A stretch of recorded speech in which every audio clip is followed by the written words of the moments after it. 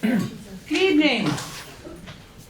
This meeting of the Windham Southeast Supervisory Union will come to order. This meeting is a hybrid meeting, which means that some or all of the public body is meeting remotely and some are meeting physically in a previously noticed location where the public may attend to observe, listen, and participate contemporaneously. Please note that while we will strive to provide means for those attending remotely to participate in the public comment period, there may be technical difficulties or reasons that otherwise prevent or interrupt the public participation. Therefore, it is important to note that the open meeting law only ensures the public's right to participate and comment at a public meeting by attending at the designated physical location as posted in the notice and agenda. If a member of the public or the public body has technical difficulties accessing this meeting remotely, please alert us by email. In the event of a technical difficulty that cannot be resolved, we may continue the meeting if necessary to time and place certain. Please note that all votes taken during this meeting that are not unanimous will be done by roll call in accordance with the law. Deborah? I am calling to order a special board meeting of Windham Southeast School District on Wednesday, February 12th, 6 p.m. This is for the purpose of the summit. It's 3 boards joining together this evening. Walter? I call to order the special meeting of the Vernon Town School District Board at 6 p.m. on February 12th, 2020. Thank you. I'd like to briefly amend the agenda. We have a short SU agenda for you all to sit through, but I have a brief amendment. I would, at this moment, entertain a motion to wish Kim Price a happy birthday.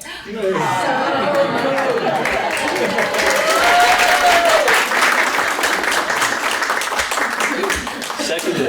Thank you. All those in favor, please signify by saying happy birthday. I'll remember this, everybody. They put me up to it, man. I wouldn't know it otherwise. We are at public comment on non-agenda items, but since we seem to be having trouble with the Zoom link, apparently, I have no public in my Zoom. This will be available later if anyone asks you on DCTV, and our apologies for whatever is causing this. And I would entertain a motion from the SU to approve the consent agenda. You can take it from the recording. So moved. Thank you. Is there any discussion? All those in favor, please signify by saying aye. Aye. Any opposed or abstentions? Thank you. We've approved the consent agenda. Mark, we have new hires, retirements. Yeah, we have 1 resignation and 2 new hires. I'll start with a resignation, who's actually here with us tonight. Kevin Drury will be leaving us at the end of the year. He's currently serving as our special ed coordinator at the high school in Vance. I would entertain a motion to accept the resignation of Kevin Drury with regret. So moved. Thank you. Is there any discussion? All those in favor, please signify by saying aye. Aye. Any opposed or abstentions? Thank you for your service here, Kevin.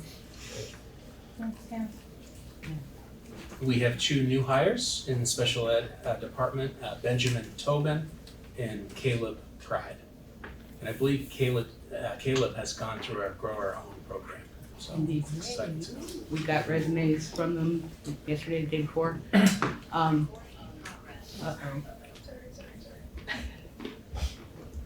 I just got bumped off Zoom, guys.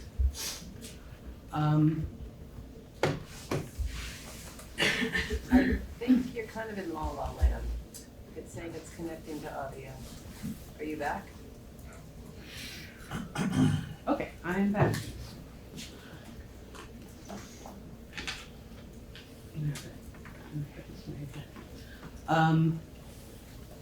I would entertain a motion to. No. I did not end this meeting. What is happening? Please stand by, everybody.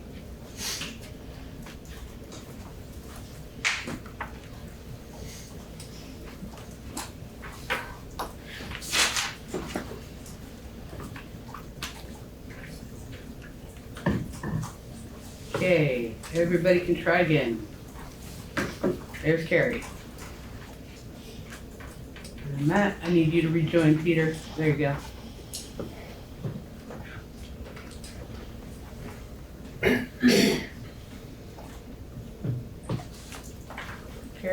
make you co-host. Okay. Hopefully that won't happen again. Recording in progress. Thank you. Apologize for the technical difficulties. I would entertain a motion to approve the new hires as recommended by our superintendent. So moved. Thank you, Deborah. Is there any discussion? All those in favor, please signify by saying aye. Aye. Any opposed or abstentions? Welcome aboard, folks. Thank you. And we are ready to move on to the real reason for our meeting, which is the summit presentation. Oh, sorry, we have one more thing. Because we need to replace a special ed coordinator, we need a volunteer to join the search committee from the SU board. I guess it's me. Are you good with that? Yeah, I'm good with that. Okay. Thank you. Let me know. Great. Okay. Now, move on to the reason we are here, the summit presentation. Okay, I'll get us started.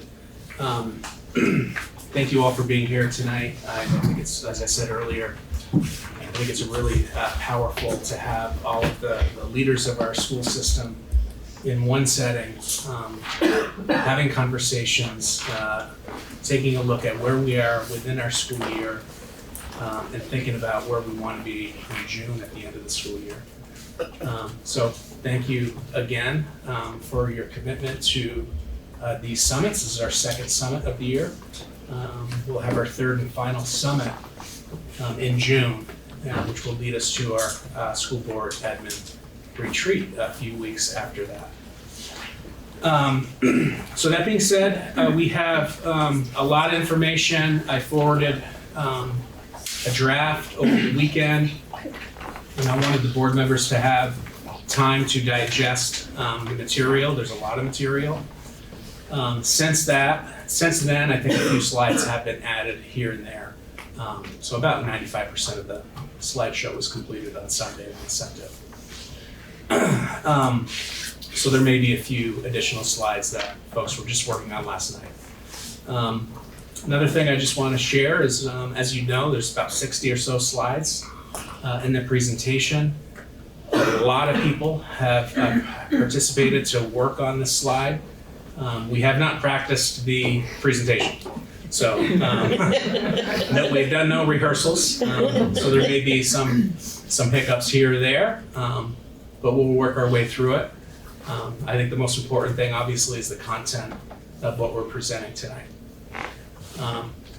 So here's the central question that we're asking ourselves at essentially the mid-year point of the school year. So we've gone through half of the school year. What are we seeing in terms of trends in our student performance data? Through these trends, what can we predict we'll see at the end of the school year? And then, as you all know, we, for 4 years now, have talked incessantly about MLSS and creating systems in our schools so that we're supporting all of our students and giving them what they need to succeed. We're not perfect. I wish I could say we were, but we're always we have a growth mindset. So where we are today, hopefully, is not where we are in June or in September when we start next school year. We always want to learn from the information that we're receiving, work with it, reflect on it, ask difficult questions, and adjust our systems accordingly. What we have here is kind of an outline of the presentation tonight, which is essentially a nod to the annual report that we'll be giving out for the March meeting, where hopefully we pass our budgets so we can move on to the next step. So the annual report is actually has much more depth than tonight, but here are some of the outline topics you can see on the left that we will be covering. We've identified certain people to take the lead on certain sections of this presentation, but as I've talked with the leadership team, the administrative team, I really want anyone to feel free to share their their thoughts and comments on the different sections as we go through the night. Because this very much is a representation of the whole SU, not just the folks who are identified to speak to those topics, because we're all responsible for all of those topics. Next slide, a look at our continuous improvement plan. The next slide you're going to see is similar to one we've shared multiple times. And I think Brenda does a really nice job in describing the process of creating a CIP. So I'm going to ask her to talk a bit about that before we move on. Thanks, Mark. And possibly you're sick of this spiel, so apologies in advance. But this is generally the process that we go through in our district to create our continuous improvement plan, or our CIP. It used to be known as the action plan. Now it's a continuous improvement plan. So really about now is the time of the year where we can start with data. Not that data's not always flowing through, but this is kind of a mid-year point where we see what was the progress for the first semester, where are we in terms of our goals, because a continuous improvement plan is not static. We can always adjust and change. So we start with our data and we really look at what's going well, what can we celebrate, and what are our potential problems of practice? Where do we really want to improve? And after we've chewed on that a little bit, we think about some theories of action. So, if this is not where we want it to be, we have this theory that if we did this, then it would impact our students in this way. And start to do some brainstorming with our leadership team, with leadership councils at schools, with school-based teams, with community members, with families, to really try to get a robust picture of what's happening in the district.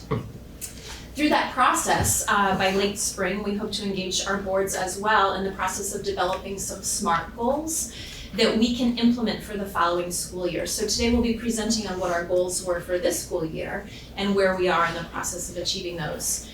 SMART's an acronym. Obviously, we love acronyms, right, Deborah? So they're specific, measurable, achievable, relevant, and also time-bound. So making them realistic to be able to achieve. And while we have some overarching goals, we have to identify some specific actions that we think will help us get to our goals. We this year developed some district-wide actions that we thought would be supportive, and then many of our school sites differentiated those actions based on their unique school culture, their starting point, the student needs, teacher needs, etc. And then we continuously monitor and adjust. So we get feedback from stakeholders, we see if our ideas that we had are actually valid and are working, see what we have to tweak and kind of rinse and repeat. So we're kind of always in the cycle, but really tonight we're going to take a look at what were our goals for this school year and where are we on the road to achieving those, while simultaneously having a foot in next year as well as we start that process. So next slide, the most important question, which is simply why. Why are we doing what we do? Why are we all here tonight? We're all here because we're invested in our school system, in our communities, and ultimately we believe that all of our students, no matter what barriers they have, can achieve at high levels, at their own high levels. That's what it comes down to. You know, we represent our communities. I think we have the most important jobs in a community, and that's taking care of our children and setting them up to be successful citizens, hopefully back in our communities, but if not, wherever they end up. So what guides us in our work is essentially our continuous improvement plan. So we've really set some clear goals, which you are all familiar with, so I don't have to go too much into these, but what we're striving for is student achievement rates to increase by 10% in English language, arts, and math. We want all of our students graduating in 4 years. Ultimately, that's our goal. Every student who enters our school system should be graduating from BUHS. That's the ultimate goal. But for the sakes of our CIP goal, we focused on improvement and over getting above the Vermont average. That's our goal. It's the first step of our goal.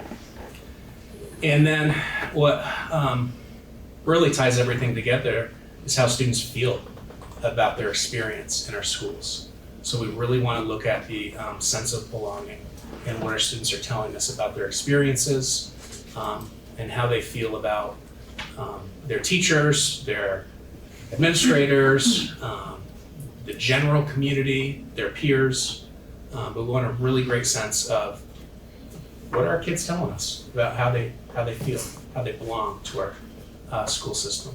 So I think these are really good umbrella, big picture goals to guide our work with more specific action steps, which we'll see throughout the presentation.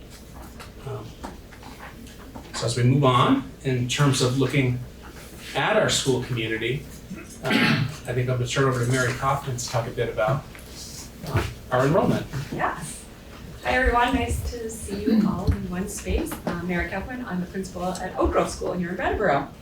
Before we get into all of the details, it's important to know who we're working with and who we work for. The students in our community are really why we're all here, and this is a look at who they are. As you can see in the first graph here, this is the enrollment at each school as of December 24th.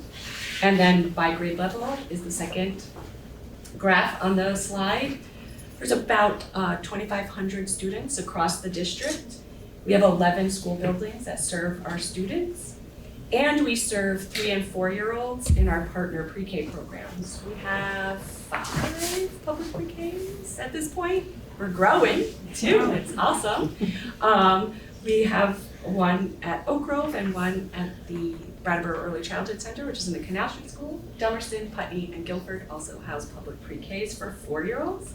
So it's really exciting to start our journey there. And then our partner pre-K programs are awesome, and we have a wonderful early childhood team to support that. We have a relatively steady enrollment. We'll have about a 2% decline in the next school year. As you can see, we're graduating, hopefully 237 students. And then we have that sophomore class of 165. So that would be that decline that we see. And then we'll hope that we'll see an increase in enrollment. It's like a wave. We have a tremendous amount of families in our school community, and they come from different backgrounds, cultural experiences, races, ethnicities, and this includes students who are enrolled in our partner pre-K programs. The population is listed on the slide. This is how families report to the school sites. So we have a wide range here. You can see those percentages. I will not read them all to you. Unclassified students, that may be a question, but those would be people who don't self-report on their enrollment forms. As you know, we have an increasing number of multilingual learners. That has increased from 46 students served in our school district to 95, our most recent number as of January. And we also have students experiencing economic hardship across all of our schools, with percentages ranging from 30% to 66% across the district. And just a note, it's important to take into account all of these variables as we're educating our students, and we want to make sure that we're providing the best education for all of our students, and so we need to really know all of our students. And that's why we look at this data on a pretty regular basis. The last group of students that we'll look at today is our students who have IEPs, which are individualized education plans. We do in this district have a higher than state average number of IEPs. As you can see from the first graph, the Vermont state average is about 18% of students with IEPs. The national average is even lower than that, 15%. And our elementary for this year was at 20%, middle school at 30%, and then the high school at 21%. So we are above the average in all of our schools. The pie chart on the side there is a breakdown of the disability categories that we serve in our school district, ranging from 1% of our student population up to 26.8% of students that would be in a specific learning disability.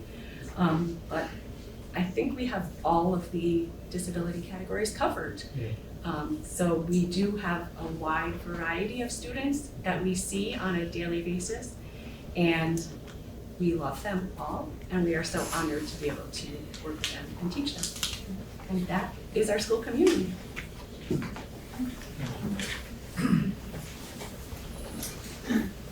So we're also excited to talk about progress toward our learning standards. We'll give a brief overview about our local common assessment plan, or our LCAP, and then look at VTCAP data, which is the state big assessment that 3rd through 9th graders plus 11th graders in science take. We'll look at our benchmark data, which is kind of like that taking the temperature a little more frequently. Some of our climate data. We talk about our EST process as an integral piece of our multi-layered systems of support. So just quick note as we launch into some of the details here. It's really important when we look at our robust assessment systems, there are so many things that we can measure, to be thinking about what are the standards we're looking at and what are the assessments that help us get the information that we want or need. And there are so many assessments that happen all of the time in classrooms. Probably the most important is the daily how did the student do on their math problems from what I taught today, and how are students interacting with each other, which is an integral piece of being a teacher and responding to kids. We don't have hard data on that, but eventually a lot of those trends roll up to the data that you'll see tonight. The state of Vermont has adopted the Common Core State Standards, or the CCSS, for literacy and math, as well as language, writing, speaking standards. So the VTCAP is assessing those Common Core standards, what percentage of kids are on their way to showing proficiency with those standards. We also assess the next generation science standards with the science VTCAP that students in 5th, 8th, and 11th grade take each spring. And then Vermont has adopted the C3 framework for social studies as our social studies standards, which don't have a formal assessment, but a lot of those critical thinking skills and those areas for knowledge and building background are assessed through other measures that we look at. We have a pretty robust common assessment system that's documented in our WSESU toolkit that I know many of you have seen, with really clear timelines and target measures for all of the assessments we'll talk about today. So I'm going to turn it over to our pre-K through 6 curriculum coordinator, Stacey Sawyer, to talk about VTCAP. Yeah, I'm going to share with you a little bit of some data that we may have shared some of these before. This is the VTCAP data that students took in the spring of 2024. So looking at this first graph, you'll see some information about our district and the level of proficiency on the ELA VTCAP compared to the Vermont proficiency. So you can compare by grade level, where we compare how our district is measuring up across the state of Vermont. And there's several places where we exceed the Vermont proficiency rates and some places where we're close. So thinking about that piece there. There's only one grade level. Also important to note with this, and I know Stacey will talk about it, is Mary was sharing our percentage of students facing economic hardship and the percentage of students on IEP is greater than the Vermont average. So the fact that we're outperforming the Vermont average with our ELA VTCAP scores is something that we're really quite proud of. We don't want to stay here, but it's really a testament to the hard work of our teachers supporting our students' needs. And this next graph shows similar information by school, although this one is comparing the percent proficiency from spring of 2023 to the percent proficient in spring of 2024. So looking across our schools, and then you'll see over towards the right, all of our district, all of WSESU, and then again comparing to that Vermont average column. And the VTCAP started in spring 2023. So this is the most number of years at this point that we have these data for.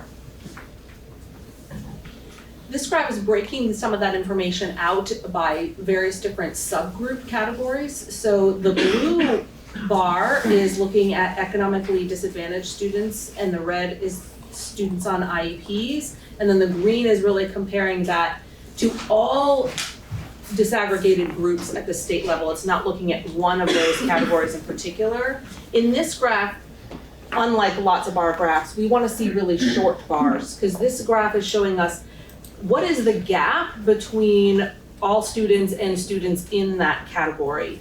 So the shorter the bar, the less gap there is, if that's making sense, how that graph is looking. So we're looking to close the gap and make it as short as possible. Does that make sense? Can I ask a Any question? Yeah. So if looking at the 8th grade ELA, is the goal to shorten the red bar? Yes. Okay. And so when you shorten the red bar, does it have a comparable change to the blue and the green one? Or that it doesn't necessarily? I'm wondering like what's the correlation between the bars? Do they move together, or is it really just get them all down low?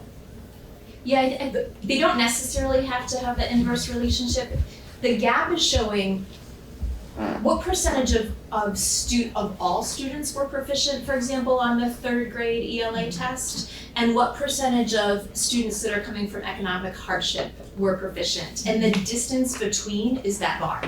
It's the performance gap, if you will, or the opportunity gap. And so we want to have, ideally, if we had all of our students, no matter IEP status or free and reduced lunch status, all performing at the same level, there would be no gaps in any of the bars. Does that make sense for you? It does. So if we had Just a little confused with that. 60% of our students were proficient on VT-CAP, and it was all 60% of kids also on free and reduced lunch proficient, and all 60% of students on IEPs proficient, there would be no gap. It would just be like in general. But what this is showing us in some areas, specifically in many ways, our economic disadvantage gap is smaller than the state average of historically marginalized groups, is how the state reports on that. And then our IEP gap is widening as we're going up through the grade levels. So disaggregating the data in this way is really helpful for us to strategically think about how to better support different subgroups of students, how to target our programming, our professional development, community outreach programs, so that we can get a little bit more fine-tuned with data. Does administration have a hypothesis as to why the achievement gap for IEP students is so much greater than the achievement gap for economically disadvantaged? In the upper grades? A few factors that might be at play. I don't think we have any one specific cause, but as grade levels go up, the content becomes more abstract and challenging, and it is a factor that we're working on with our core to really master our core instruction, and then really refine our layers 2 and 3 before we even get to layer 4, to provide those targeted interventions in the right way with this, our new EL and IM curriculum, with that common planning time that everyone's implementing and using our data more and more effectively. We can make a difference in these.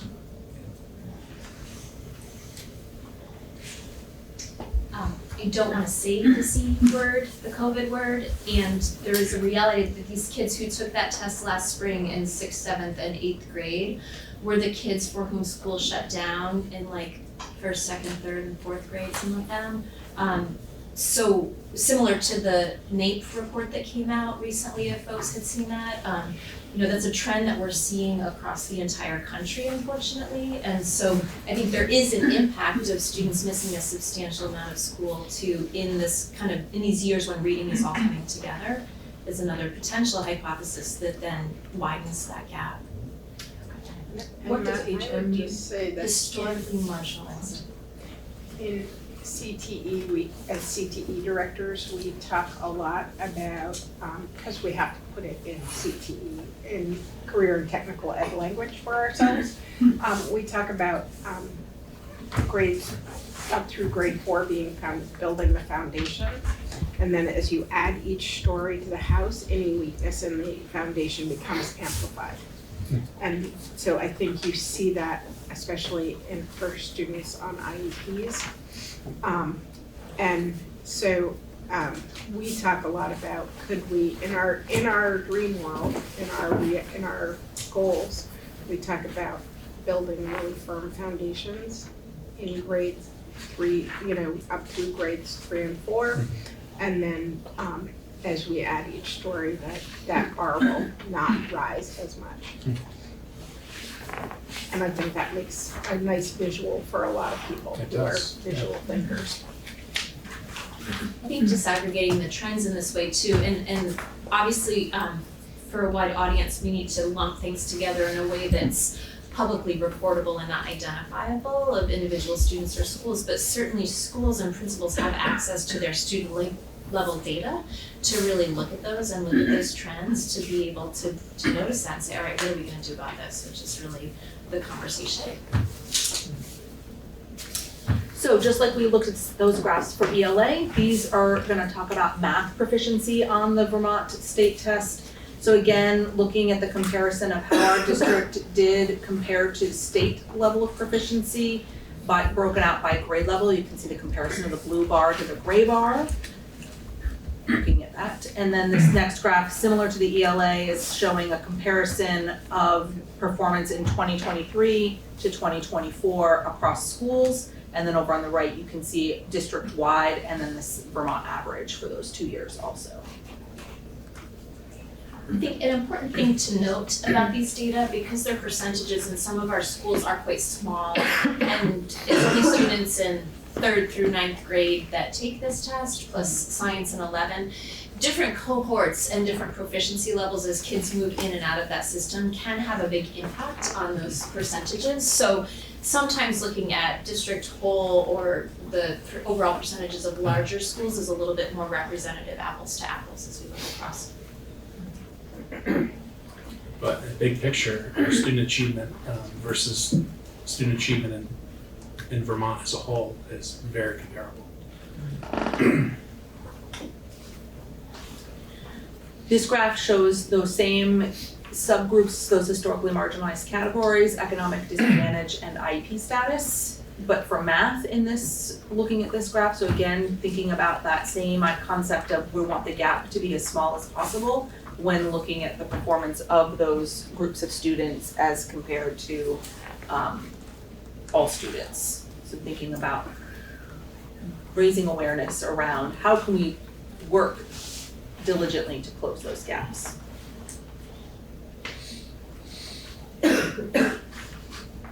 This graph is giving us some information about our science performance on the VTCAP. So again, students in 5th, 8th, and 11th grade take the science test. And this graph shows how we were proficient in 2023 to 2024, and then also the Vermont average in 2024. So comparing our district to state performance. More difficult to break out HM categories for science because it's only 3 grade levels that take this assessment versus all of the students. We did attempt to do that here. Yeah. Looking at that piece of the breaking those categories out, VTCAP and math. Science, it says math, it says science. Sorry. Science VTCAP, it's good, science, yeah. So looking at that, breaking out those marginalized groups. Again, same economic disadvantage, IP status, and then Vermont as a whole. Any questions about VTCAP results?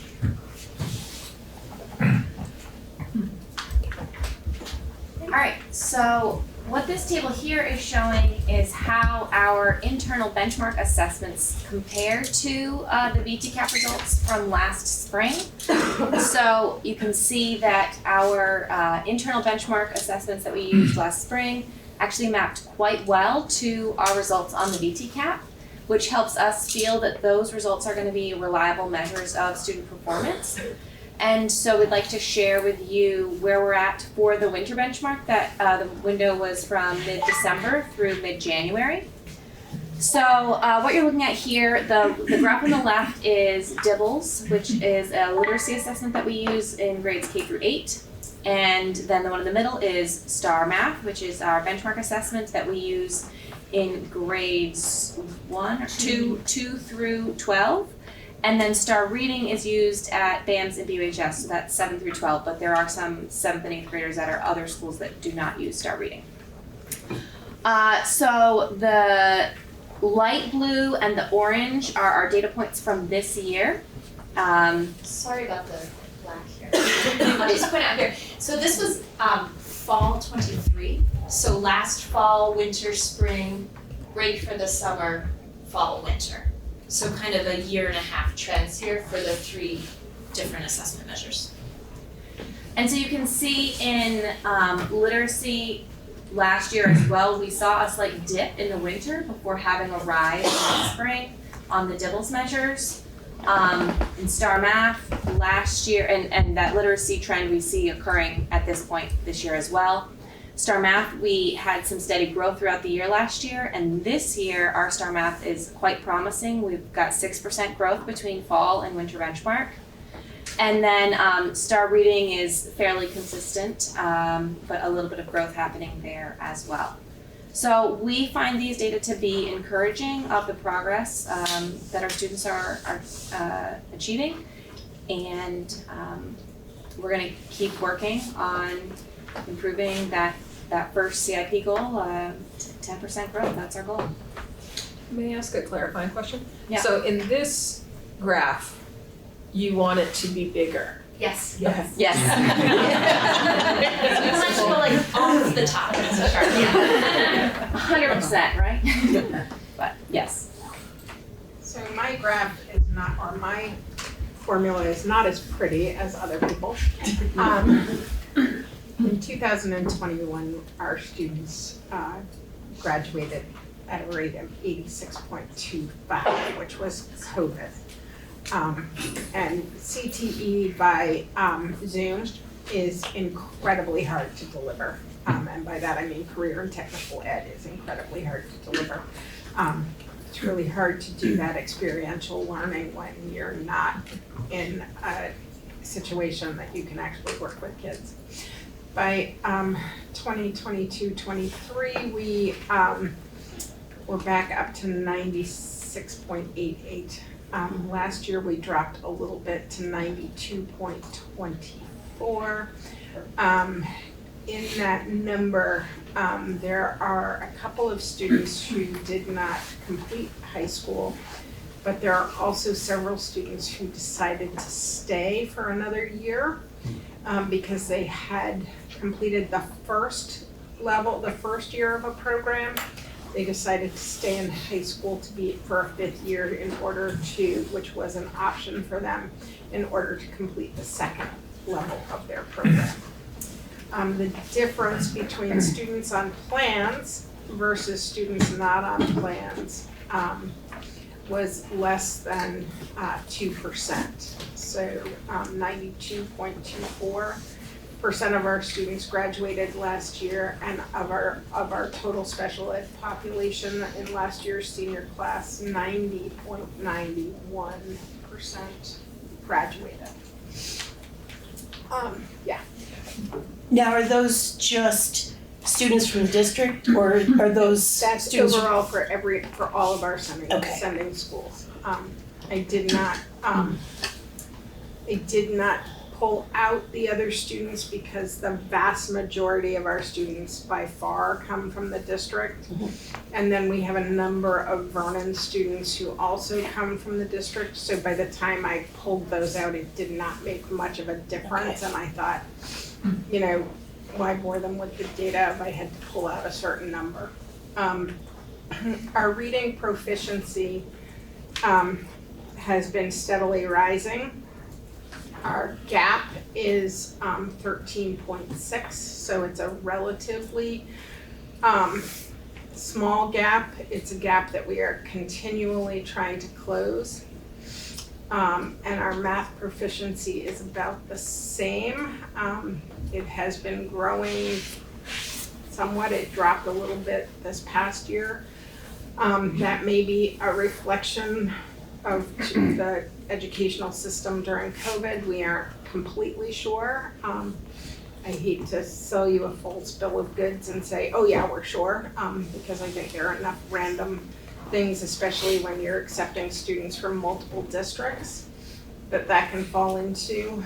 But we are very happy to see that we are shortening the gap for our special ed students, and that's really important. And I think in part that's our delivery model of special ed services. And the way we do that is we deliver just-in-time services, as I like to call them. And just-in-time services for us is that we try and we teach the skills they need in the moment for all students. And that means that if somebody in the classroom doesn't get it, we teach it in a different way. And then we let them use experiential learning to apply those skills. And then if they still have not mastered it, we teach it again in a different way, and we try again. So it's that rinse and repeat cycle.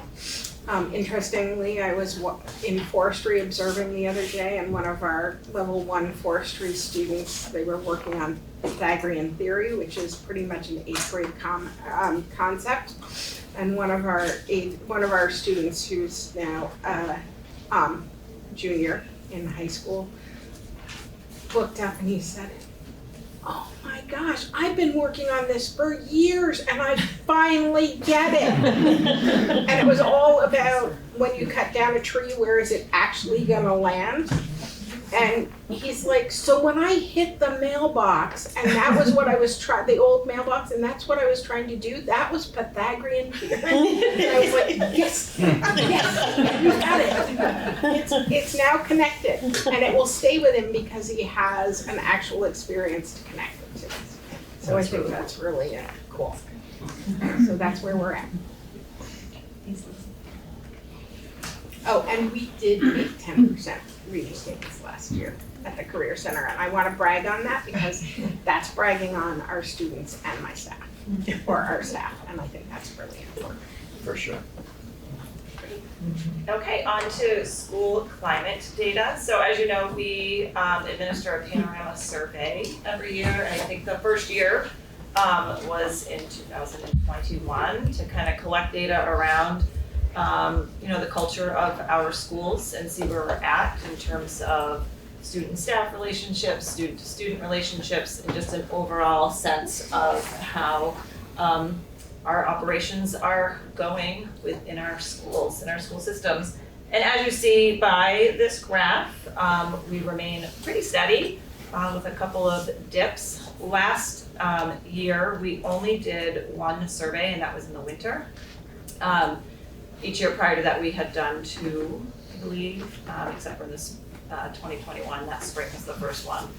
But since spring of 2023, we are seeing a gradual increase, which is great. I know last year we met the 10% goal for our CIP related to students being kind to each other, which was great, and we're not stopping that work. We're continuing to work on that, as you'll see in some data that we share in another slide. But we're hoping, since we have given the survey this fall, schools have really taken some action steps and looked at data with staff, looked at data with students to really determine and get some feedback and embed some things in our schools and take some action steps, just like we would with our students and our academic data, and providing interventions for our students socially, emotionally, to support that work. And as you can see by the blurb on the right,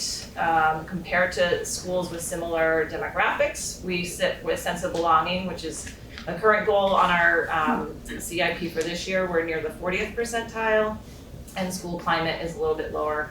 We're near the 30th percentile for our school climate. And Kate, if I can add just noteworthy on these results, there's a slightly different results pool for 3rd through 5th graders than 6th through 12th. And obviously a much smaller group that we're looking at, 3rd through 5th, just numbers wise, but this is the 3rd through 5th. Which leads us to, this is a similar, the same graph, same period of time, but with 6th through 12th graders. Because this includes 6th graders from all elementary schools, we see a dip in the data for 6th graders compared to 3rd through 5th grade, which is similar to national trends. As you see, there's been a leap in sense of belonging since 2021. And a general increase over the last 2 years, making great strides towards our continued CIP goals of sense of belonging. In 2021, I think, I'll say the C word again, I think we all remember a time when students felt and staff felt pretty isolated during COVID. So this perhaps may have contributed negatively to student sense of belonging.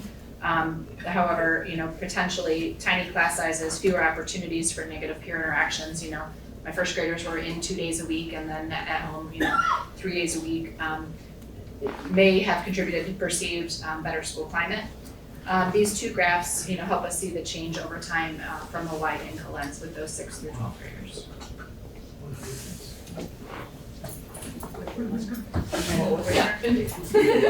Okay, this is showing the list of custom questions at the top section in between those two black bars. Then there's sense of belonging, and then there's questions related to climate. And this is showing the on the 2 bars on the left, 2 columns, winter of 2024 for 3rd through 5th, and fall of 2024, 3rd through 5th, and then it's 6th through 12th. The columns 3 and 4, just so. And what we wanted to highlight in this is you can really see the green, where we had a lot of positive responses, are questions related to students and staff's relationships. So for example, if you walked into a class upset, how concerned would your teachers be? And 96% of students answered favorably. Which is pretty amazing. And the other question, there's at least one trusted adult I can talk to, is also in both K through 6 and 7 through 12 are pretty favorable responses. And so it's just a testament to the work that our teachers do with our students, how they support them, socially, emotionally, academically, and kids really know that they are there for them. And so that's a huge testament to the work that they do and relationships they build with our students. And in general, the questions that are student-to-student focused tend to be our questions that don't score as favorably. So the respects my peers show me, or students follow the rules of the school, those are a little bit more, I think can be taken in a different, how the students perceive some of these questions is a conversation that we have too. And we've started those conversations with our kids in particular at Green Street around why do we think this is resulting in this way? Was it because a kid came in that morning and said something really unkind to me, and so I'm gonna answer this way on that survey. So there's some variables there, but in general, we know that's where our work really needs to continue to focus, is building those peer-to-peer relationships and just being able to be together in a space and understand differences and all that work that goes into that. Over on the right side, there is a link. I'm not going to get into those, but they are analyzed by individual results and action steps that schools have taken this year towards their improving their climate and culture. And after tonight, I'll make sure that this updated slideshow's on the website for folks to check out. Great.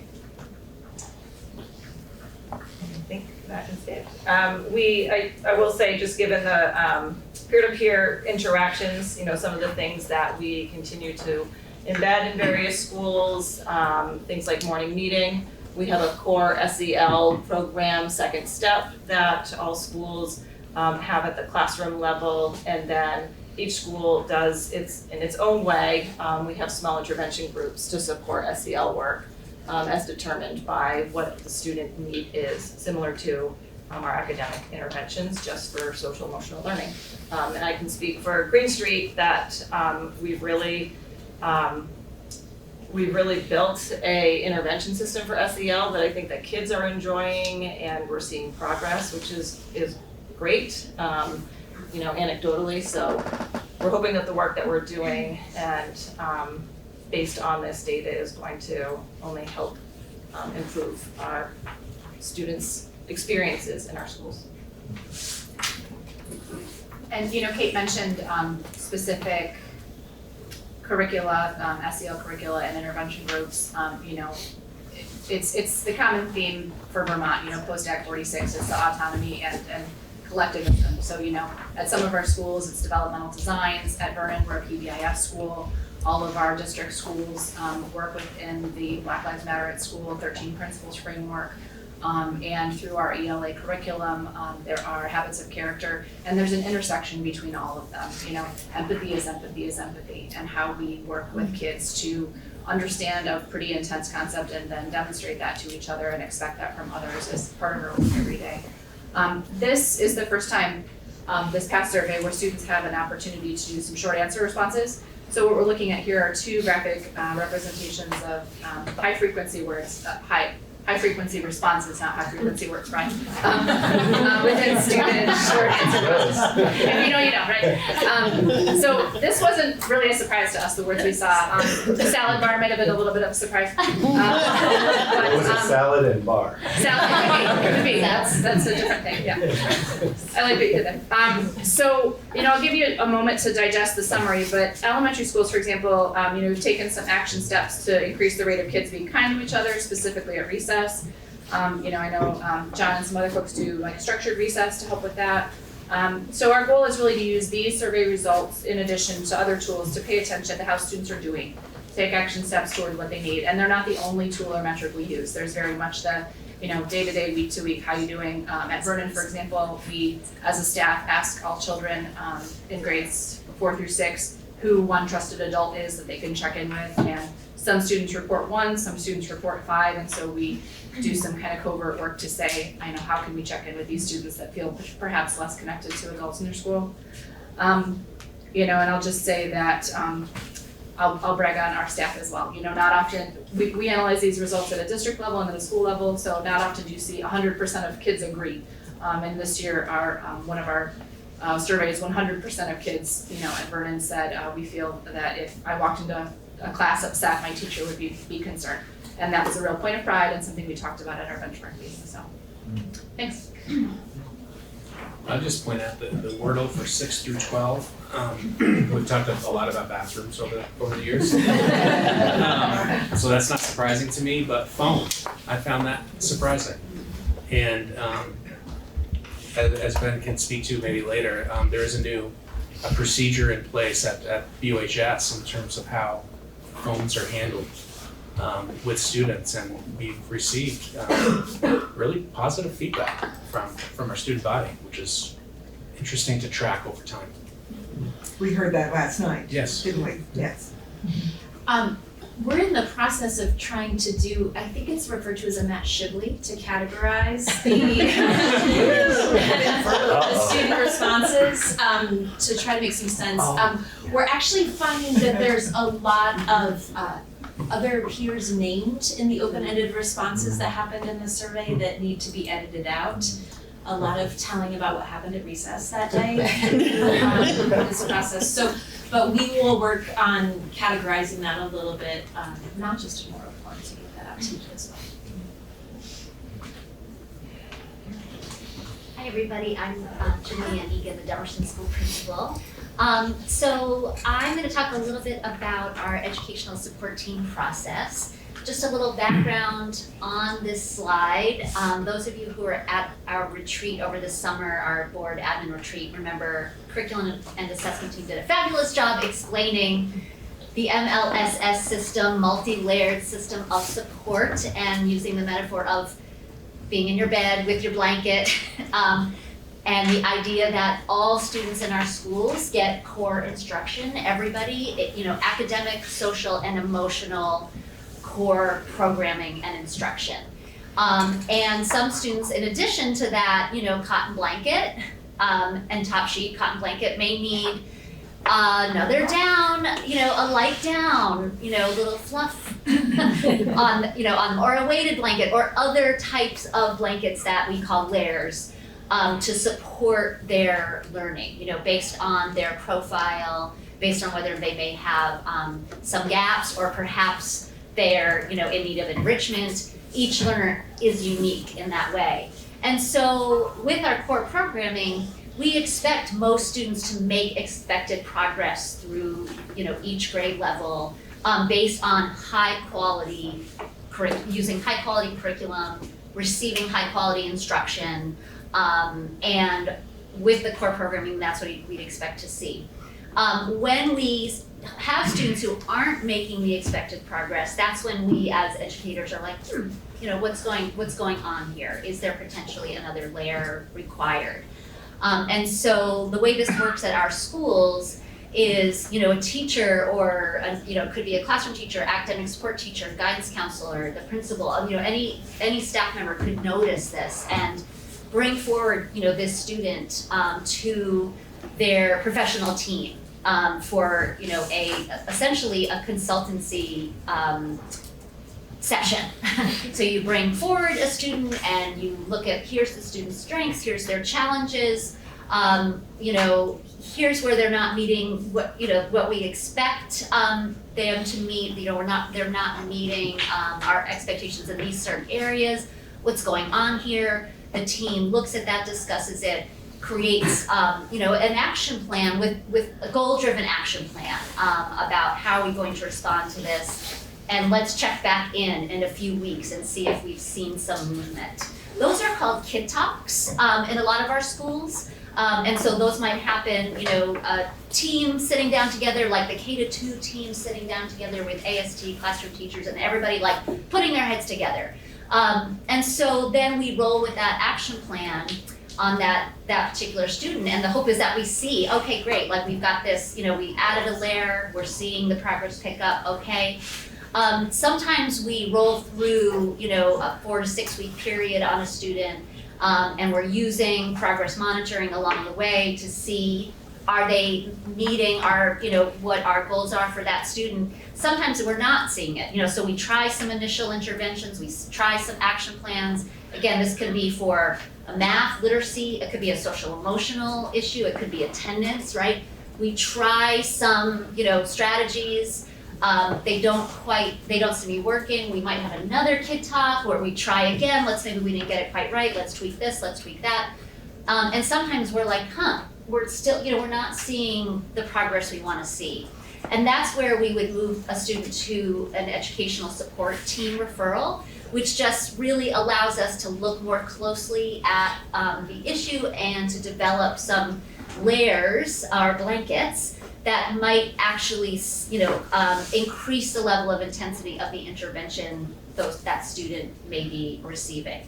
The EST team, we call that team, would consist of the principal or assistant principal, guidance counselor, could be a social worker on that team, school nurse, the classroom teachers, academic support team, and of course, the family and the student are all part of this team. So the team becomes a little bigger.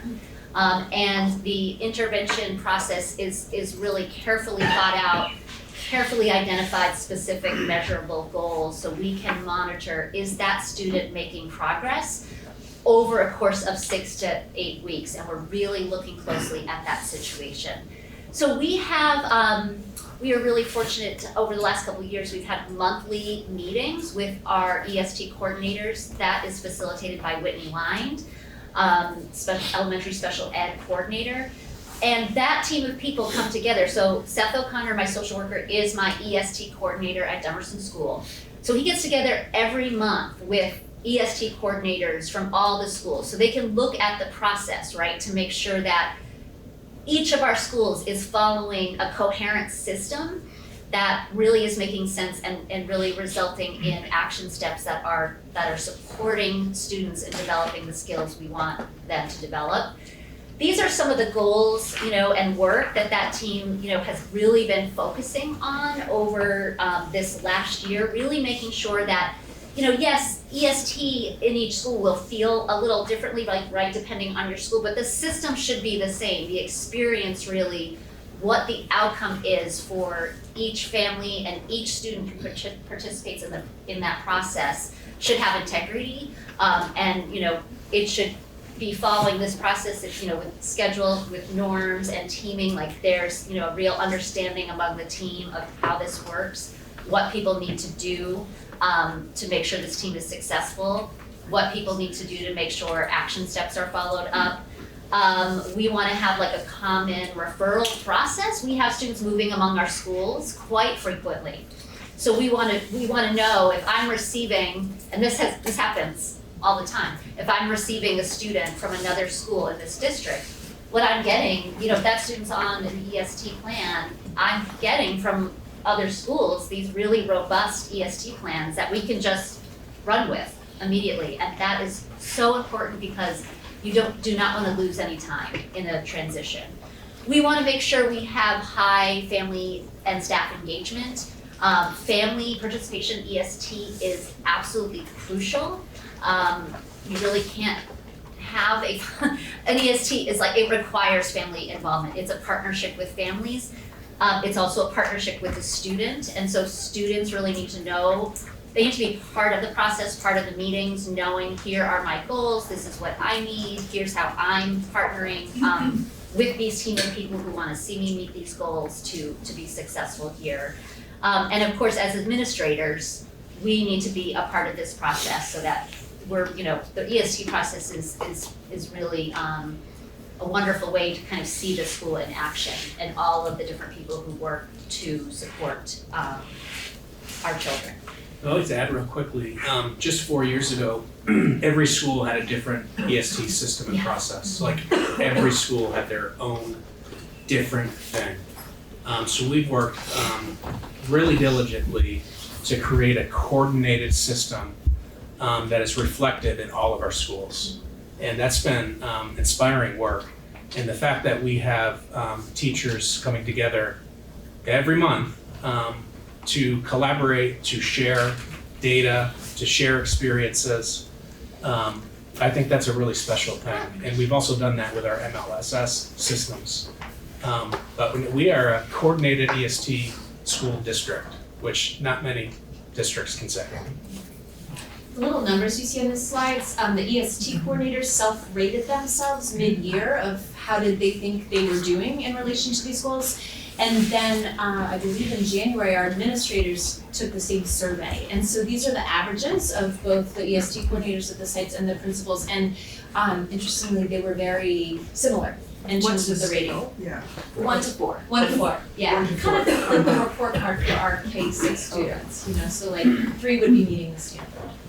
So helping us, again, constantly monitor our growth and help us reflect on what we need to do to continually improve. Yeah.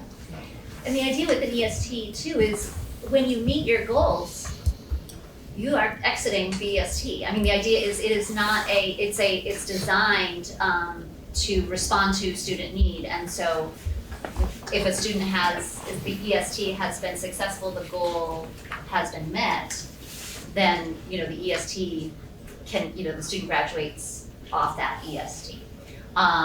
So the next slide just shows, some of our. Can we just stay on that slide for 1 second? Yeah. So if the scale is 1 through 4, and 4 being the high, right? Family and staff engagement is a 1.9, which is pretty low. It's focused on student engagement in the process. And so that's kind of the beginning. Carrie and I, are co-facilitate EST for preschool, so we're attending those monthly meetings. And that, we haven't, I feel like we haven't dove into that deeply yet, but Whitney and Kevin and I and some other special educators are working on student engagement in the IEP process. And so we're gonna be pulling some of that into the EST process as well. But yes, these are the 4 things. It's we're not where we want to be yet with that, Well, but we're working towards that. Yeah, I think what it also tells us is we'll have some EST meetings that parents don't show up to. So we would like to increase the participation of parents at these meetings. Right. Can I ask, what are the efforts, those ratings are self-rating staff, right? What are the efforts that are in place to actually engage with community members and caregivers that have kids that have IEPs and 504s? Is there an effort to look at how they would respond to some of these questions? Yeah, I mean, that's why it's one of our 4 pillars that we're really tracking and rating ourselves on. So it's incredibly important. And at these monthly meetings, we talk about different ways that we're connecting with our families, different strategies for getting our families to come in to these meetings, whether it's the time of the day the meeting happens, whether it's we're flexible in terms of when our IST meetings occur. So all of that is taken into account, and we'll continue to survey our parents and track this throughout the school year. Mark, we are taking data on parent involvement, administrator involvement, and all of that, so we'll have more information as the year ends, actual hard data around what the participation level has been. If we go through a process, right, and we set a date for like an EST meeting, and a parent doesn't show up, we still have the meeting, and then we have outreach to the families, and we share the results of the meeting over the phone, or we'll invite them in for a follow-up meeting, maybe just with the school counselor. Depends on the situation, but.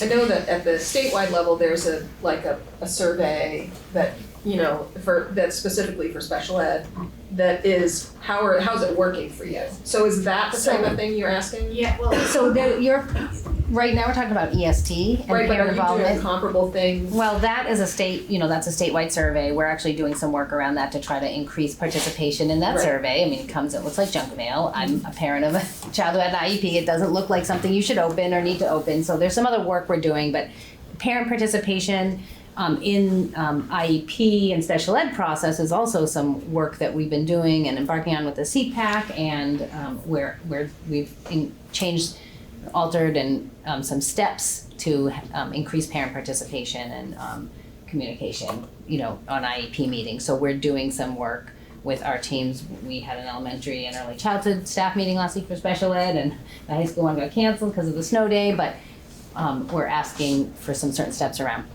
reaching out to parents ahead of time. And so I will say, like, in the EST process, part of the process is interviewing the family, the caregivers around the child, the situation, what's going on. So that's a part of the process that doesn't involve them necessarily attending the meeting. So we are, even if they can't make the meeting or don't show up, we have solicited information from them. So there are steps involved there are always steps involved to involve parents. Do you have a sense of student success if, with an EST plan, if the parent or caregiver is not readily engaged? We don't have that data right now, but that's a piece of, I think, what we can look at the end of this year and moving forward, as we are collecting that. This is the first year, I think, that we've been really collecting that in this way, each of those little I pieces. think Ms. Julian was speaking to having short-term goals of like, okay, so we're gonna set this very clear targeted goal on this skill that's being developed for the student, we're gonna review it in 6 weeks or 8 weeks, is also a way for the wraparound team at the school, even if the caregiver was not able to be involved, that there's still adults looking out and having these kind of short-term measures. We don't just get to June and be like, whoops, so yeah, sorry. No, I'm done. Okay. Yeah, and I just, looking at that too, thinking about when I rated our school on that, the statement below, all EST teams will have implemented at least 2 new initiatives aimed at increasing student engagement and involvement. It's interesting because at Dummerston, we have 100% family attendance at ESTs, and we schedule around the family's calendar. And room to grow is around the student involvement. We are bringing students in and to the meetings, and we're doing a better job at working with students on like, hey, these are your goals, like really making sure that we are, like the most important person on that team to me is the learner, is the student. And so often we have meetings about students without students. And so I feel like we still have room to grow around like how are we really making the student the central person of this plan, and getting them to really buy into their goals and like track their progress and get excited about it. And so we're making steps to do that. But I remember looking at that and being like, oh, family engagement, yeah, like staff engagement, yeah. Students, I want to do more with that. There's a lot of really great, we're doing a lot of things to get it there, but it's still something I'd like to see us improve on. So I have one more Yeah. question. What happens in a school where you have a language difference? So I'm thinking about academy. With EST and family engagement, to what extent can you bring families in who may not feel comfortable culturally? Yeah, any and all. We use an interpreter service, so we have a lot of calls with them where it just takes a little bit longer, but we're face to face with families, and they often bring a sponsor as well or have somebody from ECDC with them, and the interpreter just translates, and then we wait and get, it works. Okay. Yeah. I think quickly to your point, Deborah, as we present all these data, there are often data points there where we're like, ouch, or that's not where we want it to be yet. And being able to look at that honestly and realistically and bravely allows us to then say, okay, here's an area where we need to do some planning and goal setting. Yep. So. This slide just shows the relationship between, a high functioning, the idea with a high functioning EST system in our district is that you'll see that play out in referrals for special ed, because the more that we're meeting students' needs in a timely fashion before things get to the point, right, like, years can go by, right, and it can be like, oh my gosh, the student hasn't been receiving the type of intervention that they need to be successful. And then you're in a different kind of situation. So what we want to see in a high functioning EST system is students getting what they need as soon as possible. And what we should expect to see is less referrals to our special ed system. And so we are seeing that trend go in the right direction. If you see these graphs here show that the number of school referrals, which would be, that's the place where, a school referral might come out of an EST process, right? So let's say you've gone through an EST process and you're still like, wow, we're still really concerned. At that point, you might do a referral for special ed. So that would be the school making that referral, because we now have a lot of data, a lot of evidence about what we're concerned about, and we feel like we need more information. We need some testing to be done. So that's the red there. And so we are seeing numbers of school referrals go down, with a higher, a more coordinated EST system in place. The blue is parent, pediatrician referrals, and then we do have students who move in, of course, right, who have IEPs that they come with. What's OOS? Out of state. Out of state, yes. Oh, out of state. Yeah. Thank you. Thank you. It's when we're not used to Deborah. But there are also move-ins from other parts of the state, no? Or is that? Yes, but the reason why I think that's on that slide is because if a student moves in from out of state with an IEP, we have to retest them to see if they meet our criteria. If they move in from in-state, we just, we service them and amend their IEP.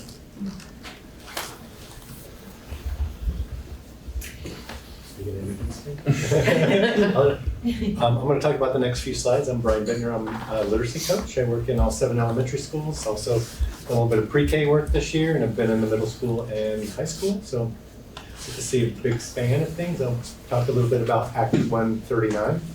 which was passed last May, and go to the next slide. I don't want to go. I have the act right here. I'm not going to read it to you. But it had some broad categories, which were the biggest was findings, which I think the state of Vermont, I would say, finally and maybe reluctantly acknowledged this thing called the science of reading that we've known for a long time what needs to be in place to best teach children how to read. There was an element about reading assessments and interventions, and then literacy professional development. I think the next slide, see, generally, there's a few exceptions there that when we look at Act 139, in the first three elements that are things that we have control over, we've had those things in place for basically 15 years. So there was a lot of the Act, like universal screeners we've had in place, screening all of our kindergarten through third grade students we've had in place, having additional layers of assessments to drill down to see what is the primary cause of reading issues we've had in place, use of evidence-based programs we've had in place, a few components like reporting to the state and formal parental notification, which are components of the Act.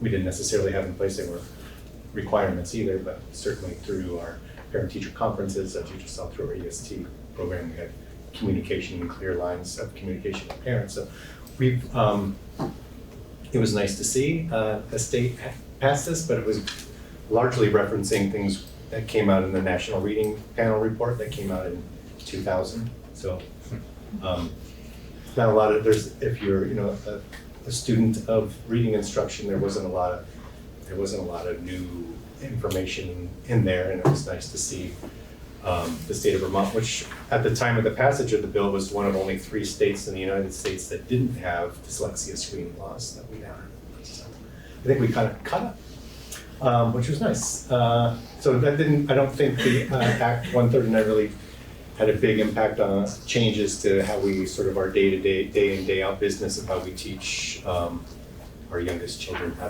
to read, spell, and write. This slide, you've seen me give a presentation before on reading. We've probably talked about Hollis-Scarborough's rote model. And the rote model looks at some broad categories of things that we want to consider to help teach students to read. On the very far end of the model where it says skilled reading, that's those tightly bundled strands. When we looked at some of our assessment data, like our DIBELS oral reading fluency data, or the VTCAT assessment, we might think about assessing that, and if students do poorly on that, we can sort of unravel those strands to come up with an idea of why kids might be struggling. On the left side of the model, we have those word recognition strands. In our district, we use a program called UFLI, University of Florida Literacy Institute, in kindergarten through third grade for our core phonics program. We also have that available for some of our older struggling readers. And then those top strands, which really draw on the language demands of reading, so things like background knowledge, vocabulary, understanding the syntactical layer of language, ability to verbal reasoning, and literacy knowledge, which basically is understanding like narrative and informational text structure. Our EL program does a very good job of addressing those strands. And so we have programming sort of in tier 1 that addresses all strands of literacy. I think we also have on the left side there, the verbiage there, yeah. We started working with LETTERS. LETTERS is an acronym that stands for Language Essentials for Teachers of Reading and Spelling, LETRS. And we had hired many years ago, I think in 2000, probably in 8 or 10, Dr. Carol Tolman. 2009. I know somebody that Mark had worked with in his year over at Chesterfield Elementary. She lives right across the river. She's now I guess international literacy expert, and I trained with her. And I've been providing LETTERS training in the district probably since 2012. I think this year we have 30 teachers involved in LETTERS training. We meet at Oak Grove Library from 3:30 to 5:30 most Mondays. And the way that letters is organized is we have 1 year of study on those bottom strands of the rote model. So we spend a year studying the word recognition strands. And then there's a volume 2, a second year of study, the language comprehension strands. Teachers that complete that can get 12 graduate credits in completion of 2 years of study, which has been it's the cheapest possible credits you could possibly get. Very popular. How much? It's like $100 a credit. That's pretty amazing. Yeah. For some serious professional. And also less learning. It's great. And so there's work with me, there's an online component, and then there's work that they do with their students, some case study work. So it's really taking, the science of reading, things that maybe some folks didn't get in their undergraduate or graduate programs. So that's been something that I really feel like it's a privilege to be able to work with the staff. It's a lot of work. Yeah. Oh, and the other side of the screen, we also have using some 1% funds and some grants. I know that Bren has secured for us, been able to offer ongoing professional development. I ran a differentiated phonics instruction group over the summer. Stacy has done an amazing amount of work with Keys to Literacy and running our EL implementation teams. I don't know if you want to talk about that. Yeah. Run a phenomenal amount of work. Just focusing on keys to literacy with content writing, so really thinking about how do we build some more writing skills within our students, particularly 7th through 12th grade teachers are participating, and there's a round going right now this spring. It's great. And I think that does speak to, where am I going back, just maybe one more slide? The 3, the literacy professional learning component of Act 139 that we do have, I would say robust in-house literacy professional development that we're able to offer for teachers. Obviously, they still have access to their course reimbursement funds and can pursue related professional development. But we do offer some pretty robust trainings. Don't have to go too far. Oak Grove Library, not very far away. We have recently, in the last 4 years, adopted a data management system called Forefront, where teachers enter our assessment data in. And so we've developed some new reporting suites and ability to look at data over time. This year, we have fully implemented our UFLI, University of Florida Literacy Institute program in our kindergarten through 3rd grade. What this graph shows is, so in about November, December of kindergarten, we set our little 5-year-olds down and asked them to spell 5 words. Spelling, is foundational to reading, so students can spell words. They're going to likely be able to read those words. The opposite isn't always true. There's a lot of folks who can read well but don't spell well, but if you can spell well, guaranteed to be a good reader. What this graph shows is looking at all of our kindergartners from the winter of 2023, the winter of 2024, and then the data we just collected on our kindergarten spelling inventory. And those colors just mean, did you meet the target? Did you come close to meeting the target, or are you below the target? And you can see extremely positive return on our movement to UFLI, which teaches foundational skills a little differently than Foundations is what we used previously. And we were having a big celebration with this data set at our kindergarten grade level meeting. Was that this week or last week? Last week. That was last week. A lot of really great, and what's neat, this is just an overall score, but if you sort for the trickiest thing for kindergartners to latch onto are vowels. They come in the middle of a word, and there's not a lot of feedback in the mouth about those vowels, and our kids just really knocked the vowels out of the park. So just really, really exciting data to me, who knows that if kids have developed that alphabetic principle early in kindergarten, that later reading development is going to be close behind. This next graph looks at our oral reading proficiency. So we give an assessment called DIBBLS, which is another acronym, stands for Dynamic Indicators of Basic Early Literacy Skills. So these are individually administered assessments where we sit one-on-one with a student, and we have them simply read a passage, a norm passage, for a minute. That seems weird. But that 1 minute read correlates very strongly to how well kids would do on a large scale assessment like the VT-CAP. So a 1 minute assessment pretty well predicts how you're going to do an assessment that might take you 2 or 3 hours to complete. And so you can see our fall to winter growth from last school year in grades 1, 2, and 3. So we're seeing some pretty nice gains over time. And this is, can everybody say the word Sankey? Sankey. Sankey. This is a Sankey chart.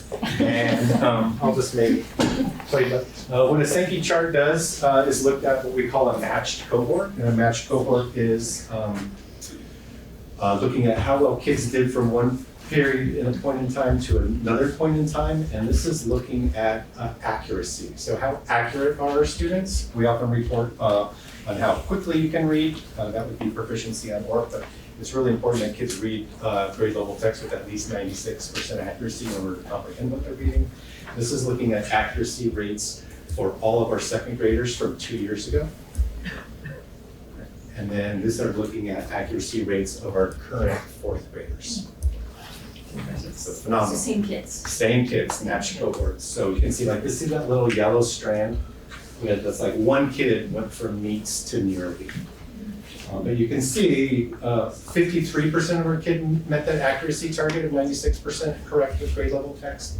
In the middle of second grade, so they did the middle of second grade, did all of third grade, did the first half of fourth grade, and now 91% of our students meet the accuracy target on a grade level passage timed reading. And you can see how we've sort of gotten our below is minuscule, just a couple kids. So this is a new reporting graph that we can use as part of our forefront data management system. And when this is a live graph, you can actually just click on this. You can do it at the school level. This is obviously the district level.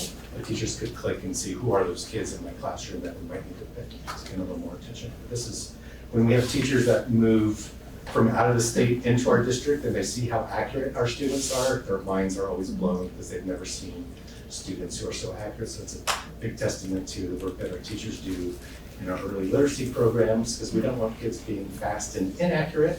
That's no point. Kids really need to be at least 96% accurate to comprehend grade level text. And you can see with our most recent assessments that we just completed in our last benchmark period, just the window closed a couple weeks ago, these results are very encouraging.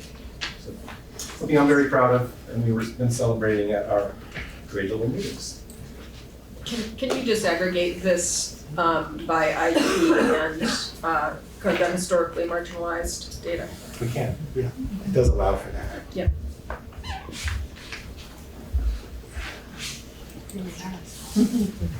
Just a few pictures of some of our students. Okay.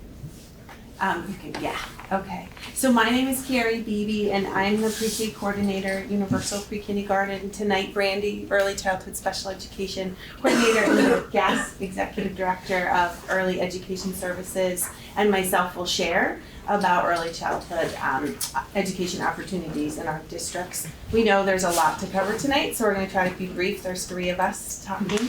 So I'll really just talk about access. Our district does, Mary talked about this briefly, we do have 5 in-house pre-kindergarten program, and we also collaborate with 15 UPK, which is the Universal Pre-Kindergarten Pre-Qualified Private Partners. What that means is those programs have become pre-qualified through an approval process through the Agency of Education and the Agency of Human Services. And Vermont currently has a mixed delivery approach for families. It's sort of like a little bit of a menu where they can choose options for preschool opportunities, and that might include privately owned centered base, which is our partners, home child care, and public school settings. So you'll see right now most of our students, 78.2% of 3, 4, and 5-year-olds are not enrolled in kindergarten, attend one of our private UPK partners. programs, including early education services. And then 21.8 attend one of our 5 public pre-kindergarten classrooms in Guilford, Putney, Dummerston, and then we have 2 classrooms in Brattleboro. We continue to have a strong collaboration with early education services at our Oak Grove public pre-kindergarten classroom. And this year, we just really want to highlight that we feel like we made significant strides in expanding access to high quality early childhood education in our public schools. We opened a classroom at the Canal Street building. We're calling it the Brattleboro Early Childhood Center, another acronym, BECC. And that Canal Street has really been reinvigorated. It just looks wonderful. The space is being utilized in lots of different ways, and one of it is that we do have a new classroom there which allowed 15 more students to attend. And that really means we have 75 students that could attend our public school, which is really exciting. It took a lot of work and effort, and I would say Brandy will talk a little bit more about the collaboration with early childhood special education, but I would say that space now has 1 classroom and so much going on. So there's so much life going on in there. So it's been really exciting to see that. It's a wonderful collaboration. And we will continue to explore ways to increase access for our public school pre-K. And I think I'll just let Brandy, you can sort of share about that and the collaboration with early childhood special ed, and then early, yeah. Great. And then Deb will. So part of the piece of opening this, so our early childhood special ed team has, in the 23-24 school year, utilized the Canal Street building for our our therapy space where we can provide services to children who are not enrolled in a program, like Carrie just outlined. And then we had all this renovation and we got the classroom in there. And so we continue to use that as our special education service space, as well as this public pre-K. And we have also developed a sensory motor room, these are a couple of children playing in the sensory motor room during a session there. So we feel like we've also been able to expand opportunities to our children on IEPs who are 3 through 5 who are not enrolled anywhere. With this classroom being in the same site as our therapy space, we're able to offer, we're offering, I think we have 4 play groups a week now. They're small, they're by invitation, and that includes 8 children. That number is growing because you'll see in the next slide, kids continue to move in. Don't go yet though. But they continue to move in as they turn 3 all through the school year. So, and they often aren't in programs yet. So they are kids that would be continuing to offer this these play groups, and potentially these kids can be interacting with the classroom as well, just when kids are ready for that. So that's been really exciting for us to have the space to provide this, and with these kids being able to go, some families are choosing not to go send their child to school. They don't want to, they don't have to, whatever. But we've had families who are like, never, I'm not sending my kid to school, they'll never go to public school. And then after a year of play group last year, they're enrolled in one of our community-based programs, and we're seeing kids gain skills because of the group offers a lot of opportunity to learn and practice with a small number of people with some direct support. And then another piece we're doing is being able to do some push-in into this classroom at the Canal Street building, so that students who need some socialization, need the practice of what is school like, what's it like to be at circle time, how do I follow directions, how do I take turns, as well as any of their, all of their IEP goals specifically. So they do some work with their special educator, and then we've had a couple of kids who have been able to push into that BECC classroom and practice being in school, practice being with peers in a very curated, in the sense that their special educator is with them supporting that, but they're getting to visit and participate with their peers. And so that's been really exciting, and we are collaborating. Like, we have a special educator that's assigned to that building along with other sites as well. And so she and the classroom teacher at this new classroom this year have been working really collaboratively to develop systems and classroom and the practices needed to support the students. We do have, I think we're at 8 students there. So I don't feel comfortable giving demographics of those because it's such a small number, but the classroom teacher is doing an incredible job educating the students that she has, and they're working really closely. She's working really closely together with our special educator to deliver high quality programming. And I asked for a little feedback. How has this been going? And Lauren Pearlstein, the pre-K teacher, said this has been one of the most rewarding years of her 13 years of teaching. A large part has to do with what's been built at the Brattleboro Early Childhood Center and the work with early childhood special ed. She feels really supported by the special educators who work with the students, and they're designing and implementing inclusive curriculum to support all these. So she had a lot of really positive things to say. We're able to push in with speech services. We're able to do a lot more inclusive work with this model. So that's been really exciting. Now we can go to the next slide. Who's the clicker? And so this is just a little bit of data about what's going on in early childhood special ed, and I don't even know if I can see that from here. So the graph, I have to put it on my own screen here. Sorry, my eyes. The graph all the way on the left is our current, or as I look at our caseload, we have 45, we started the year with 45 students. We're currently at 64 active students, and we project by the end of the year to have 78 to 80 students in the early childhood special ed program. We've had 26 referrals, I think, as of, last week. And this speaks a little bit to the EST stuff that Julianne was talking about. So we always screen we do a screening process. That's our first step with our kids that come in referred to our office. And so of those 26 that were referrals, the only ones we wouldn't screen is if a parent is choosing not to participate. So sometimes we have that happen. But we ended up, so far now we've done 12 evaluations, and some of those screens led to EST plans. Some of those evaluations lead to EST plans. But we have 8 new students on IEPs, and we still have 4 in process right now. And then a couple of kids that we will rescreen in the future, or we're doing, developmentally just fine and no further, action needed at that time. So, just a little look at kind of our referral process. But when we look at that other graph on the bottom for the CIS, that stands for the Children's Integrated Services. Part C is our birth to 3 services. Part B is special education, 3 to 21. And so we have students, when they turn 3, they're required, if they meet the criteria, they transition to early childhood special ed. So that graph just looks at the number of students that have been transitioning each month.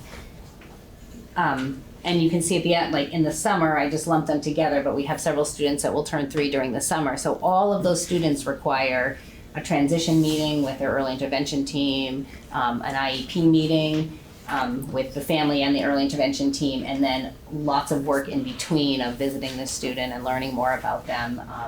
And all of that has to be done for all of those students before we leave in June, so that we're ready to go in September. So this, I don't know the total right now, but we've had it feels like a really high number of kids transitioning in, and these are just the ones we know about. There could be more that come up between now and the end of the year.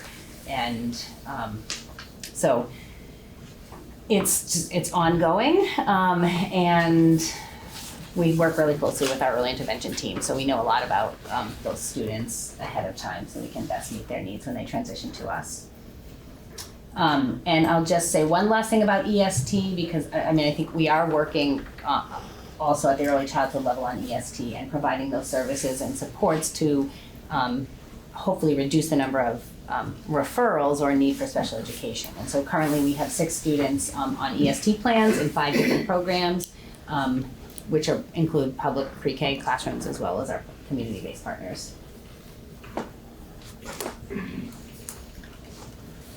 Okay. Hi, everybody. I'm Deb Gass, the Director of Early Education Services, and all of your beautiful graphs and slides are available for you on the way out, up at the counter for our annual report. So I have the annual report there, as well as the Vermont Parent-Child Center Network Impact Report, which represents 15 parent-child centers, of which EES is one, and what we do across the state to support families. And then a brochure for you to look specifically at how we do the Parent-Child Center services at EES. So important things that I want you to know, what you've heard thus far tonight, is that EES is your program. EES is a school that is under the umbrella of the school district. So it is your Head Start and Early Head Start program. We serve 136 families from pregnancy all the way to transitioning into kindergarten. And we do that in a myriad of ways. We have classrooms in partnerships. We currently have 3 partners. We partner with the school and do our Oak Grove pre-K. We have partnerships with Westby Nursery and a partnership with Mulberry Bush Early Learning Center. Our program, our pre-K program, serves children from the ages of 3 to 5. Many of our classrooms are full day year-round, so we're providing year-round services. All of our families are qualified for free in the free lunch program, so we are dealing with the community's neediest families in a lot of ways. And so our primary goal is to support families, to bring parents in, and to scaffold them toward achieving their self-claimed self-sufficiency goals, as well as to promote school readiness for their children. So really, in this district, a family can come in with mom being pregnant, and that we provide services in that way through home visiting, and stay with the school district all the way through graduation from high school. The early education services began in 1987, just a little tidbit, and it was because a group of folks in the community were concerned that children were coming to school not ready for kindergarten. And so that's how EES began. And it was funded with community monies. It was funded, I think, obviously with taxpayers' dollars, I think, through the school district. And then it morphed into becoming a parent-child center in the early 90s, and then a demonstration early Head Start program where there were a lot of children were served at that time, less than we serve now. And that demonstration project was one of a few across the country who were invited to participate and demonstrate whether or not Head Start could be delivered with in an early Head Start model with children who are infants and toddlers, and it was successful. And so EES became a designated early Head Start program in this community under the umbrella of the school district first, and then later joined as a Head Start program when a program to our north was actually, their funds were taken away because they were not providing quality programming, and so the school district stepped up to the plate and took that over.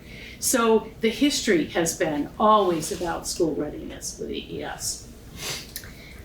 We do actually measure, and you'll see that in your helpful little document that you can grab on your way out, the academic growth of children, and that comes in the form of pre-literacy skills, pre-math skills, social competence, physical competence, and last year our scores, and they're measured against national scores and also statewide scores through a tool called Teaching Strategies Gold. And overall at EES we saw an 80 to 90% increase, and so we met those national standards.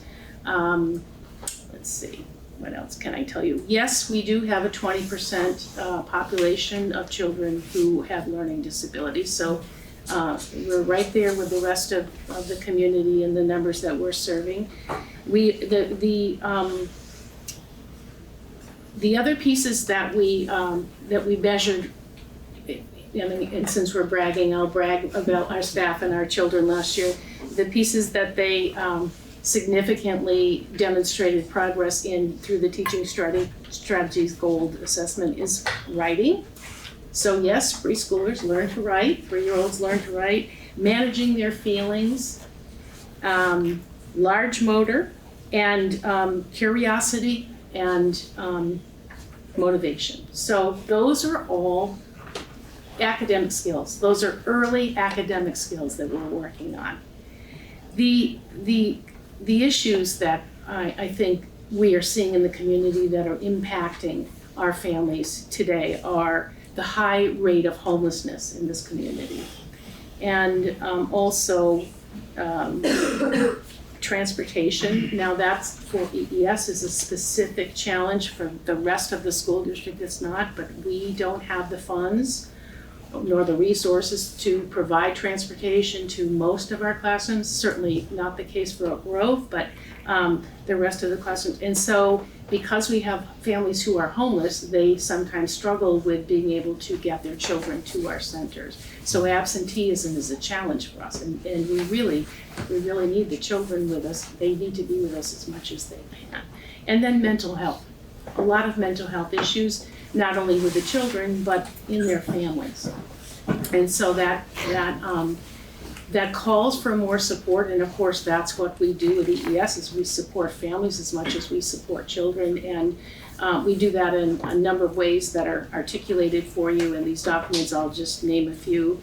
We do a lot of parenting support, parent education. We have a dedicated dads group that is really focused, it's not exclusive though, it can be for anyone, but really promoting dads to be more involved in their children's lives and in their education, and that's been a very successful service that we've offered for many, many years. And it's a group of men who meet with our fatherhood coordinator on a weekly basis, and it has been incredibly successful. In fact, I've presented nationally on that. We provide concrete supports for our families. So if they have a financial emergency, we have some emergency funds that are available, and they cover things like, the car broke down and mom can't afford to fix the car to go to her job. And so we provide the funds to support her in keeping her strides toward meeting that financial stability goal. Or we have a diaper closet, so if families need diapers, we have free diapers. We also provide, we link with the public schools throughout our service area, and in the spring we partner with kindergarten classrooms and kindergarten teachers and do what is called a teddy bear tea event. And we have volunteers who historically have made teddy bear sugar cookies, and you might want to look at that someday about all that. They look forward to it. And actually, Carrie can speak to this too, because she actually was our parent-child center person who did that. That's how she first came to ES before she went over to the other side. You just said we're all together. We are. The other side. It's actually a benefit, really, all the way around. And so in those teddy bear teas, children get to visit their potential classroom for next year and meet the teacher. And so there's transition support. And there are just, as I said, a myriad of ways that we're working on supporting families and helping them to engage and understand the importance of their engagement in their child's education. It's a challenge. I can't say that it isn't. It's become even more so in the last few years, and we're still trying to figure that out. That's certainly part of our strategic goal. And with that, I will conclude. Okay, our next section is attendance and discipline. I just want to check in with the group. Do we want to take a 5-minute stretch break? Let's do it. Section of the annual report focuses on attendance and discipline trends. So John Sessions and Kelly Diaz are going to walk us through the next few slides. Okay, hi, I'm Kelly. I'm the principal at Academy School. Our first slide here just shows a quick summary of 6 years of attendance data. Students who have 15 or more days of absences. As you can see, kind of our norm prior to March of 2019 was about 8%. It went up significantly. We had several years of really tricky protocols to figure out as far as staying home when you're sick and extra health measures to put in place. So absences were on the rise, people took extra precautions. And something that's really important to all of our kids and all of us is that our kids are at school every day if they're well enough to be there and that they're on time. We all have a lot of measures in place to build a sense of belonging, morning meetings, SEL activities, learning routines of school, free breakfast for everybody. So there's a lot of work being done to decrease that high number. And the 4% was from December of this year. And knowing that we're comparing it against March, we realize that's not apples to apples. However, it's about the halfway point in the year. So if you think about doubling that number, 8% would be back where we're starting and hoping to still decrease that trend to be as low as possible. We want our kids to be at school every day doing their best. So when you think about like student achievement data, there's so many variables that come into play. This is glaring. This is definitely one. So for a 4-year period, we had between 15 and 18% of our students miss more than 15 days of school. That's like close to a fifth of the school year in terms of percentage-wise. Yeah, it's a big So deal. that's a lot of lost opportunity. And if you think about it from a board report standpoint, often there are 15 school days in a month, so you could think of it as a whole month of school was lost for those. Yeah. The next slide, summarizes suspension trends. This is something that we, I think, are really working hard to improve upon. There's a decrease in out-of-school suspension, a slight increase in in-school suspension. We take a lot of pride in working to reduce repeat behaviors at our schools, and having them be learning opportunities. There's a lot of things that we all do to work toward that.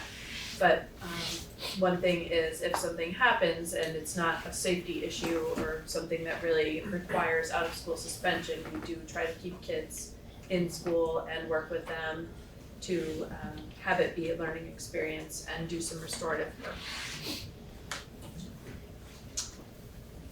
Now on the next slide, I just sort of wanted to ground some of this conversation in the context of a case study of a student at Windham Central School, which I won't go through all the bullet points there, but I want to talk a little bit about the graphic at the top right. But feel free to read through some of that sort of from challenge with this one particular student to interventions that were put in place to outcomes that we're seeing now with this student in school. But I really want to ground sort of the conversation around attendance and discipline with this connected to the sense of belonging that for students, and that's been, you've heard a lot about sense of belonging at meetings like this and as part of our CIP plan, and how our district, one thing I really appreciate is the real dedication to pay attention to how our students are experiencing a sense of belonging at school. Because in this case study and in case studies in all of our schools across the district, you can see many examples of how if a student is disengaged from the school system, right, that leads to not wanting to come to school. That leads to challenging behavior when they're at school, right? And so, but when you can flip that sense of belonging to feel like they have a place at school, you create this sort of positive cycle that leads to increased attendance at school, because the best way to increase attendance is for a student to want to be there and feel like there's something for them there, right? And so, and then when that happens, they feel more a part of what's going on and they develop positive pro-social behaviors, and it continues this sort of positive cycle. And I think, I just wanted to sort of ground that in an actual student in our district, and just to show sort of what that looks like in a kid whose life has changed within the past 2 years in their orientation to school and how they connect with the school community, and then how they learn and their data and how the skills that they're developing. So this student is now in 3rd grade? Yes. It's really incredible. So from 80 absences and 30 plus behavior incidents to 0 behavior referrals. I think, John, what's really notable there too for me is thinking about all of the school staff that was involved. This is not just the teacher, right? So you're talking about the social worker and the nurse and the behavior team and so how it's really this wraparound intervention. Yeah, and also to highlight, when we talk, coming up on budget season, when we talk about the importance of social workers in our schools and behavior specialists and planning room coordinators, like they really have a really profound impact on a lot of this work. And taking a really sort of positive approach to increasing attendance and discipline in our schools. Yeah, and lastly, just to build on what John said, thinking about the sort of the layer that you're talking about is pretty extreme, like layer 3 in terms of this is an urgent intervention, this kid's missing 80 plus days of school, we've got to act really quickly now. There are other layers that come before that for a lot of our kids, and they access them at all of our schools. Some of them might be a check-in, check-out program where they just have a special adult that they check in with in the morning when they arrive. They might have breakfast together, they talk briefly about their goals that they're working on, and then they're out the door, have a great day. And at the end of the day, they come back, how'd you do? Did you meet your goal? Oh, you made a mistake, how did you fix it? What might you do differently tomorrow? Great, have a nice night, see you in the morning. Just that extra relationship can go a long way to improving behaviors. Restorative practices, a lot of our staff have been trained among our schools and have actually collaborated among schools to train on restorative practices. This can happen in a classroom, a teacher can facilitate it, a planning room coordinator, other school staff.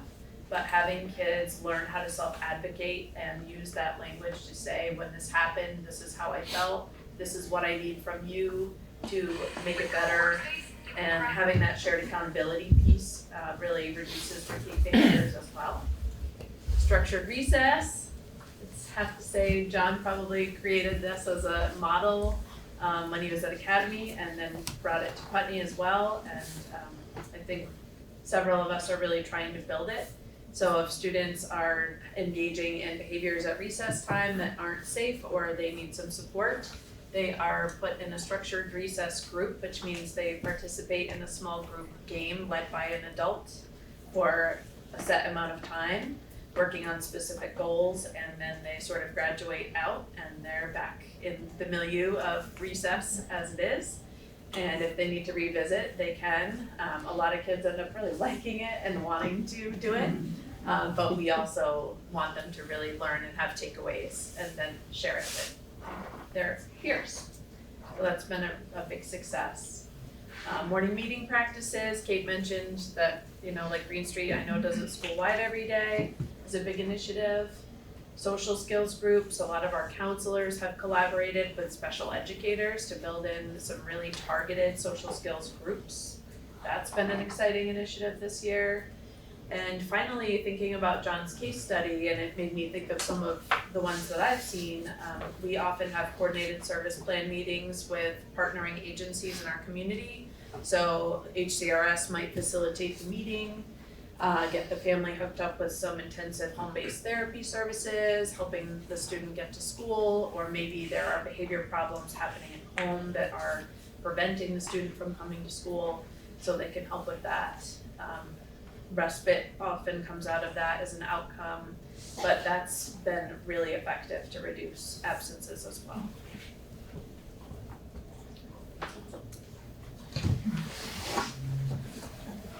Hello.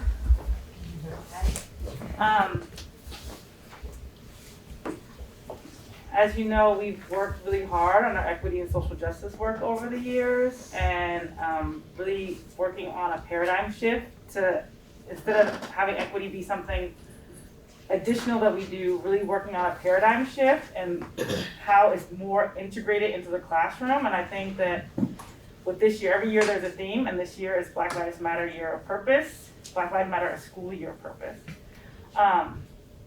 And with the theme and with the monthly different principles, I think that we're getting closer to achieving that with more participation and more classrooms across the district.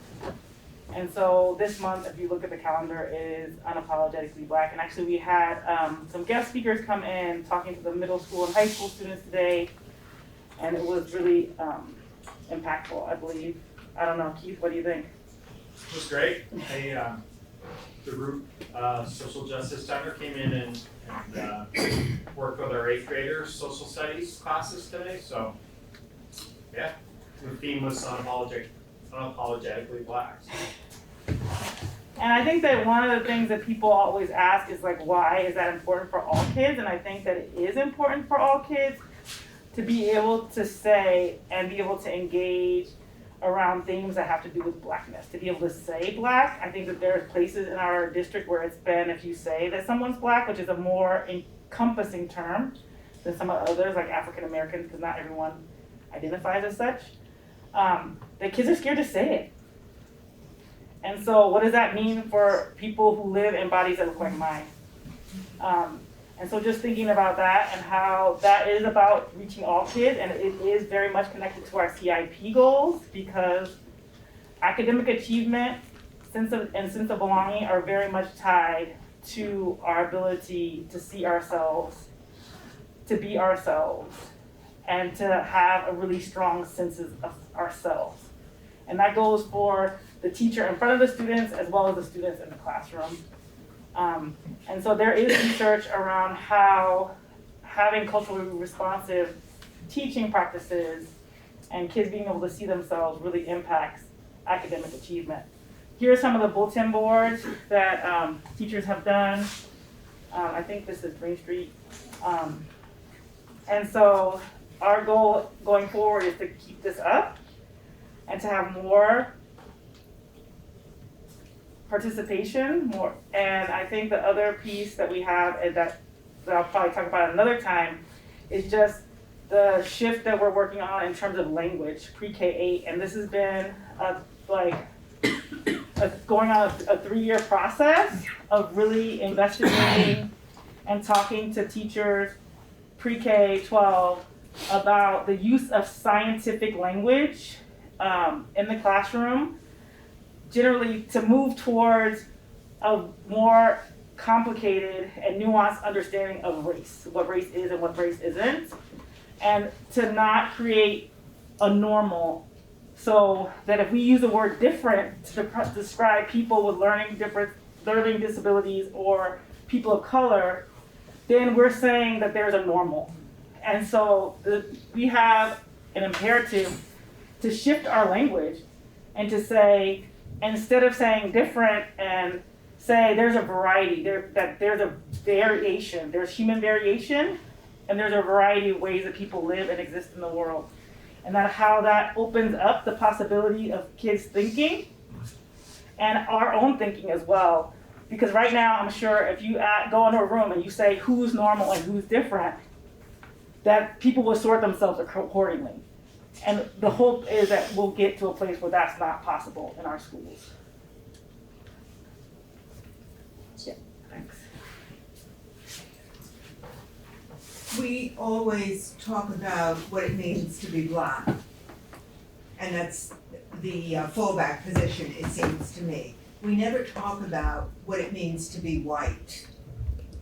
And so if we use the term Black, we also need to be able to use the term white, which is not as culturally acceptable, I don't think. I think people are very uncomfortable with being identified as white. Yes, and I would say that we don't have a young people's group, but we have an adult teacher group that's called Deconstructing Whiteness. Oh, so that it is on the table and those conversations are open to anyone who wants to be involved. And that study group started like 4 or 5 years ago. And we usually meet, we try to meet monthly, but it doesn't always happen. But that group is on the table. And so that there is a conversation at the adult level. I think that there is still a certain amount of understanding that's needed for it to be more widespread, because the construction of race is not the construction of blackness. The construction of race is the construction of whiteness. And to understand that and to be able to talk about that without judgment requires a certain vocabulary and a certain lowering of affective filter, because we're taught very young that we should not talk about race. And so we're trying to undo that, to say that it's on the table and we're going to talk about it in a way that, to say that some people have melanocytes, there's melanin in our skin, and some people have different types of melanin. And what does that mean? And also, how is this social construct? Why and how and when was it constructed? Because it is a modern phenomenon. And so I think that that's another thing that we're taught, is that it's always been this way. And it's natural to separate people into groups. It's natural. And that is not true. Yes, I agree.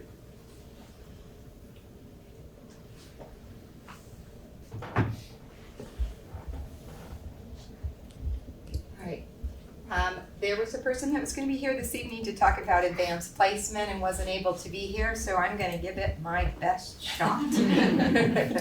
So it's really the statistics and the numbers of our BUHS students who are engaging in and completing an AP advanced placement course. In 23-24, our language and composition was 24 students. I think that should be literature and composition was 24 students, because we switch every other year between lit and comp and language and comp.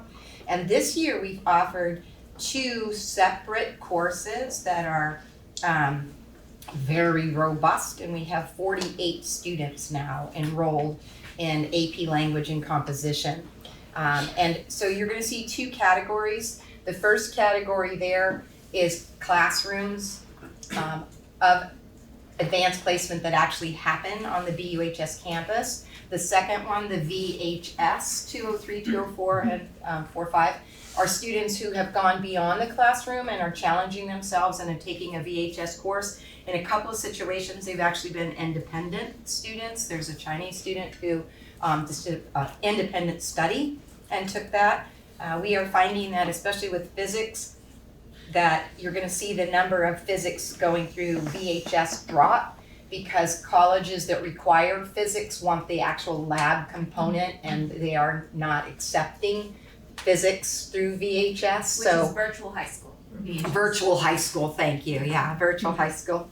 Years ago, we had a parent who actually came in and said, I don't understand this. Do you give them like a VHS tape and you go to the library? No, it's virtual high school, so thanks, Janet. So you can see in 23-24, we had the 24 students in language comp, 14 in physics, and then this year we have 11 enrolled in AP physics. US history was down. We were really surprised at the number of students. There were only we offered 2 sections and there were about 6 students per section. So 12 participated in AP US history, and it's very robust this year. Those same 2 sections are carrying 31 students total. And AP, so calculus AB, there's actually calculus AB and calculus BC. BUHS goes to calculus AB. So students who start their mathematics advanced work in the freshman will max out at what we have to offer and then step over and do calculus BC through virtual high school. So you've got 23 doing calculus in 23-24, and in 24-25 we have 19. And you can look at the numbers. So courses that we don't offer, that we have students zealous enough to pursue virtual high school in US government, psychology, microeconomics, environmental science, there's that calculus C. Computer science, statistics, which we do offer as a dual enrollment course, and then your AP government and politics. We've had less of students moving into the virtual high school. We actually have more students who graduate early this year. We've had a number of students exit at 3.5 years. VHS, any AP course is a year-long commitment. So our VHS numbers and the variety that they've taken have kind of gone down a little bit this year. So we have 5 of those: psychology, microeconomics, macroeconomics, European history, and physics. So it's still a pretty strong program.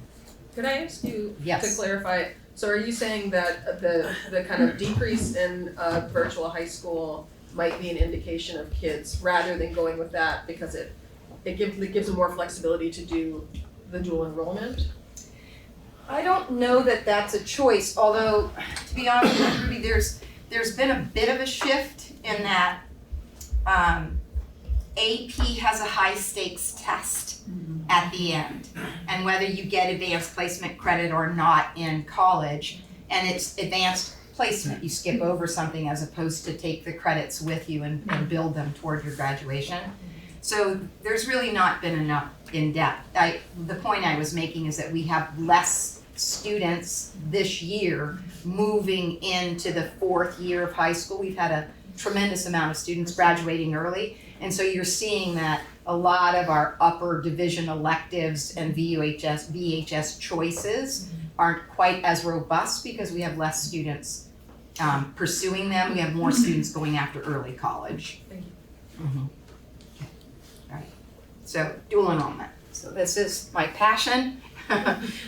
Dual enrollment. Brattleboro Union High School, just as a little bit of history, it really started dual enrollment in Vermont. So in the year 2007-8, Tom Yon and Ron Staley said, what can we do to get students to get college credit? And we had 17 students take a class over at CCV, and that started it. And then in the year 2013, the state caught on and passed the Flexible Pathways Act 77 to make dual enrollment more available to all students throughout Vermont. But Brattleboro Union High School is by far the #1 leader in dual enrollment in the state, by far, hands down. So when you look at dual enrollment, there's 3 categories. Category 1 is concurrent, and that means courses that are actually taught on the campus. The teachers have to be vetted and hired by the colleges, and the syllabi has to match at least 85%. And the reason it's not 100% is our classes go longer, so they allow us a 15% to add on what we would like to add on as additional. So right now we have 55 separate dual enrollment courses that we offer here on campus, either at BUHS or the Career Center. That's huge. We've actually been invited to talk to other people in the state to try and get this going at other campuses. Traditional dual enrollment, which other campuses, college campus, or high schools do, by sheer proximity to a college campus, usually the students will walk off their campus, go to the college itself, and take that course. So we do have students that do that. Right now we have 6 colleges, 5 colleges that are concurrent, and the 6th is right on the precipice, as is 7. So we work with Vermont State University, River Valley in New Hampshire, Southern New Hampshire University, Community College of Vermont, and did I get 5? So I'll do them again. CCV, VT, Norwich. Norwich is our new partner, and they've come on with gangbusters. Adding traditional, we have students that are currently taking courses at UVM, and then we also have Landmark College, which has really been a great partner. And my one I'm really excited about is, and I'll jump back to that in a second, is Champlain. Champlain reached out to us and said, would you help us pilot a high school only cybersecurity program? I said, you bet, and we have our first student that started that this semester. It's 4 courses, and then they will be certified as a cybersecurity specialist.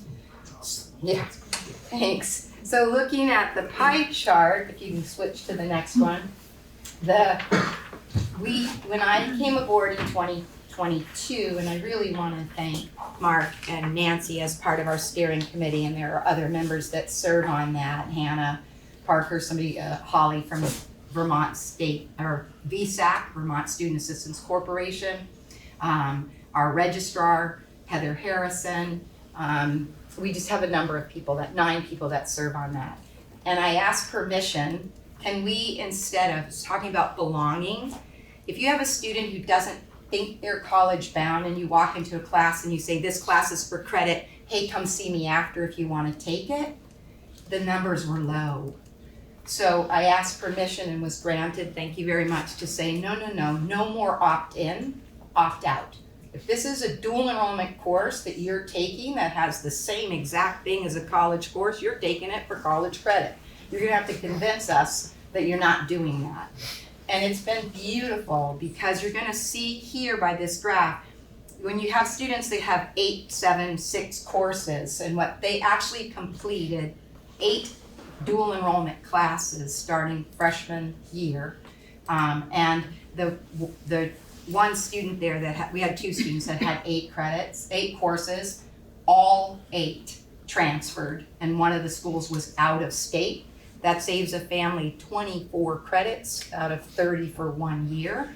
That student will take 1 course each summer and save an entire year of college. So these are the breakdowns, and I'm really happy to say that 79% of the students who graduated in 2024 took at least 1 dual enrollment course.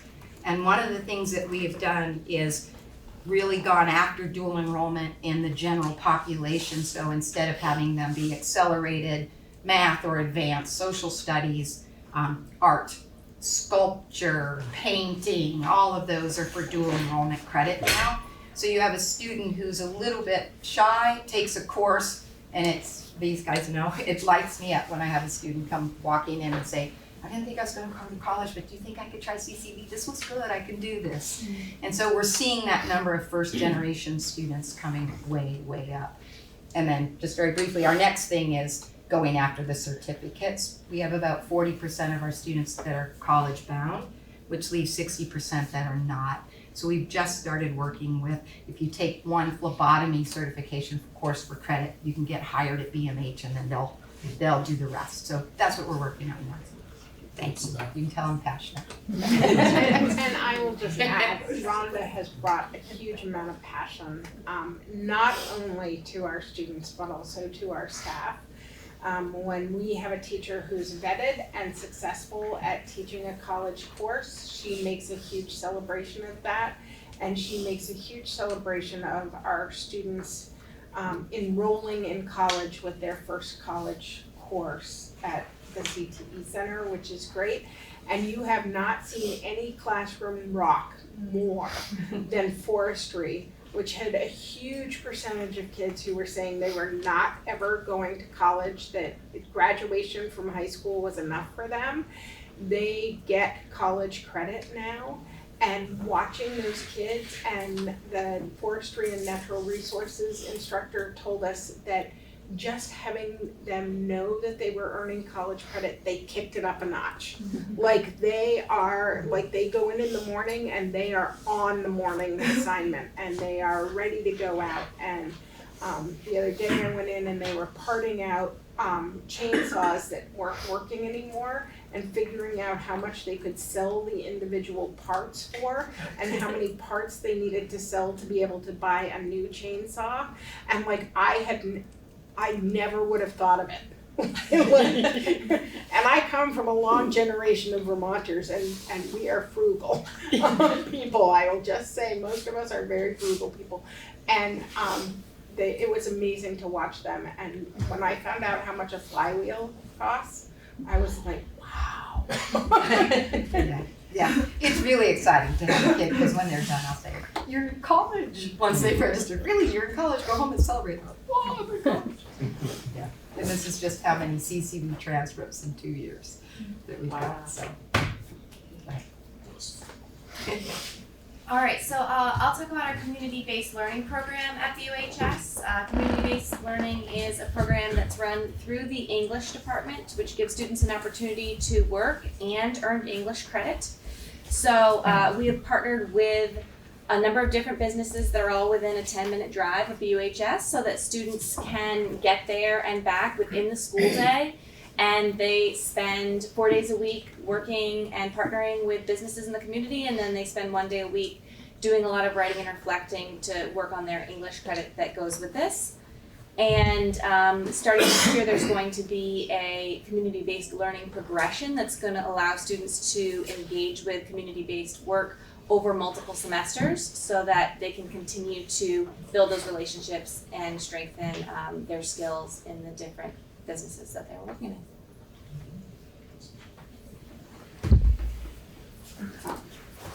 Hi, my name is Kathy Thielen. I'm the Flexible Pathways Coordinator, and I'm here to speak to you a little bit about my Flex program. So I was hired about 3-4 years ago and started offering Flex Studies, and then we moved into Flex Works. These are the offerings that are on the right-hand side. I offer extended and complete for students, and then independent studies I subsumed, I took over after somebody else left. And then I've also been working on piloting a Flex Summer option for kids. What that means, if anybody's taking any of my Flex courses, is I offer an 80-20 rule, which is 80% it is the student's responsibility to direct their own learning. I always tell them, it's 80% of what you want to learn, how you want to learn it, and how you want to show it. We work heavily, like the district, about SMART goals. So all my students know exactly what a SMART goal is and how to achieve it. That's in all of the class offerings. In general, I really try to have kids do action research and experiential or project-based learning. And there's a strong emphasis on transferable skills, which is about clear and effective communication, self-direction, of course, problem solving, and citizenship, and some informed and integrative thinking. Those are the primary tenets. And metacognition, a lot of the students really don't have a sense of what that means.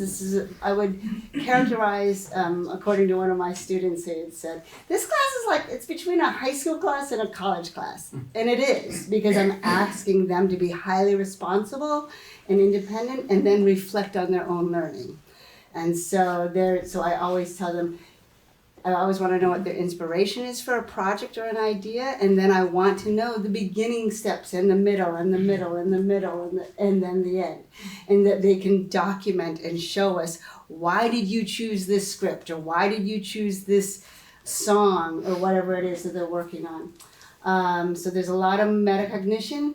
And then the reflection and takeaways, I start that out with day one with them to really look at how or can this class be relevant to your post-high school plans. Some kids come in and they don't have a clue what their plans are. All good, all fine. Some are like, I want to be a neurosurgeon. I'm like, okay, great. Let's see how that's going to happen.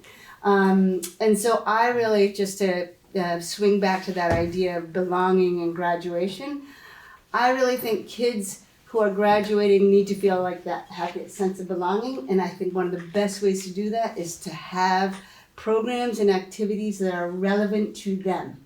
Not only in school for these 4 years, sometimes 5, but also beyond. And that's what I always try to let kids know. So, and then I really want them to pay attention to, like, what are they learning about themselves as a learner and or themselves as a person. Everything on these 2 slides, anything that's underlined, is hyperlinked back to my website or different options. That's fine, you can go forward. Actually, no, sorry, go back once more. Of those offerings, Flex Studies is typical, like an independent study, but I would consider an independent study light. Independent studies are usually very static. You have to have done a lot of work ahead of time. And it's sort of like scripted what you want to do. Whereas when I work with kids around Flex Studies, it's much more dynamic. We're brainstorming together, we're problem solving together, projects they might want to do, action research, if they're going to do surveys or interviews, job shadows. So that happens in Flex Studies for core and elective. Flex Works is another opportunity I've opened up for students. It is not like any of the things you've heard and will hear about, like the CBL, and there's going to be work study and darn it, I'm drawing a blank on the last one. Anyway, the idea though for Flex Works is that students have procured their own job, they're working it for that semester, and then we will read that. The whole focus is how can I be a better employee, either at my current position, my current job, and or elsewhere, outside. So this student, asked, and I have been given permission by all the students to share their websites. So if it's hyperlinked, it means that they gave permission. So Ashley Fletcher, she focused a lot on, she was working at Walgreens at the time. She was really hoping and thinking she might be a pharmacist. During the course of our semester together, she decided, nope, I don't really want to do it, which I think is great, because why bother going forward and thinking you're going to when it isn't, when you do a little bit of research and you realize that's not really the thing for you. And then she had a goal about wanting to go to Arizona or thinking about Arizona and Texas, and so we problem solve and look at housing, apartments and budgets and how would you get transportation, all that kind of thing. So that's Flex Works, and kids get sort of partial credit based on the hours they're working, and they're doing some projects related to their actual work site, and then they're doing an independent project about like, hey, I wanna, like I did have somebody a couple years ago who applied for what'd she apply for? Oh, to work in the post office. Like she knew about, from one of my assignments, about the benefit, like what our benefits. And so then she's like, oh, the post office, I hear they have good benefits. And then that's what she went to apply for. I was very happy. And then the extended and complete was born out of this notion, kids do fail classes, but it's hard when they're failing something in their freshman or sophomore year, that by junior or senior, they're like, oh my God, I failed that class, what, I shouldn't have done that. So we're trying to give them an opportunity to recoup that credit sooner. So if they failed it in the fall, then they can recoup it in the spring. And it's more than the traditional 10 days, it's 50 days, which is basically around the end of the third quarter.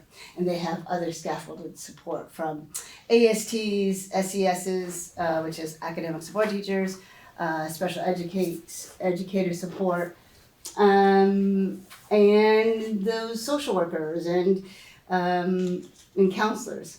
And then independent studies, you all know, and then Flex Summer. Basically, I've got kids who've done like GIV. Governor's Institute. Yeah, we're an acronym city here. GIV, Governor's Institute, and then also the Experiment in International Living. I had a kid do that. So if kids are doing projects and activities in the summer, they meet with me in late spring. We set up a plan so that they know what they want to do to document, and then from there, then we check in once or twice during the summer, and then we follow up in the fall. And so then they've gotten credit, and they can just breathe a little easier because they don't have to take 5 classes in the fall or the spring. Okay. The next thing, I'm not going to read through all this, but basically this shows the growth over the last couple of years. As you can see, it's a steady increase, and we have. I'm most proud of that 75% of the population I serve has been from historically marginalized groups, demographic groups. Therefore, we're really trying to close in and get a better sense of belonging for those students. And then when I talk about students benefiting from Flex-specific programming, those are all those offerings I said before that did not exist 3 years ago, 4 years ago. And then often counselors would come to me and say, Kathy, this kid needs to get on track. Or, listen, they want to graduate early. This is the only way they can do it. Or it might be like, the only way this kid is going to graduate on time is if they have flex with you. And so I'm proud to say that about just under 89.6% of kids go through flex and they graduate because of flex. And then the last two are really combined. It says like 65 and 35 around flex course relevancy. That's me once again tying in, yes, we have kids who are doing graduation requirements, but truthfully, even some of those 35% are graduation requirements as well. And really, kids are super pumped when it's like, what? You mean I can learn about something that I want to learn about? Like I had a kid today talk to me about taxes and Social Security. Yes, I know. And I had another kid talk to me about contracts and these things called leases. You know, didn't understand that about departments and what that meant for security deposit, you know. So I know I saw you could you go to the website for just the gallery? You can scroll down. This is the very first student I had who was successful. He and his class made this shed that's behind us. And that was remarkable because the kid was earning art credit in construction class. So we worked with the department head with art, and we worked with the construction teacher, and everybody was on board, and I was helping this kid and working with him weekly on like, okay, so how are we going to document this, and what are you going to do for like using prior knowledge and using craftsmanship. Right, Nancy? You know that kid. That shed now You remember has that? residence in Guilford. Is he?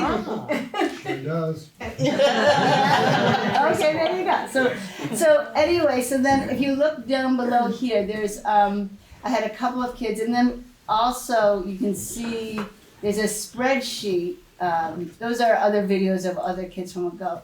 But if you scroll back up, there's tons of that spreadsheet has tons of different things showing exactly what kids have been working on.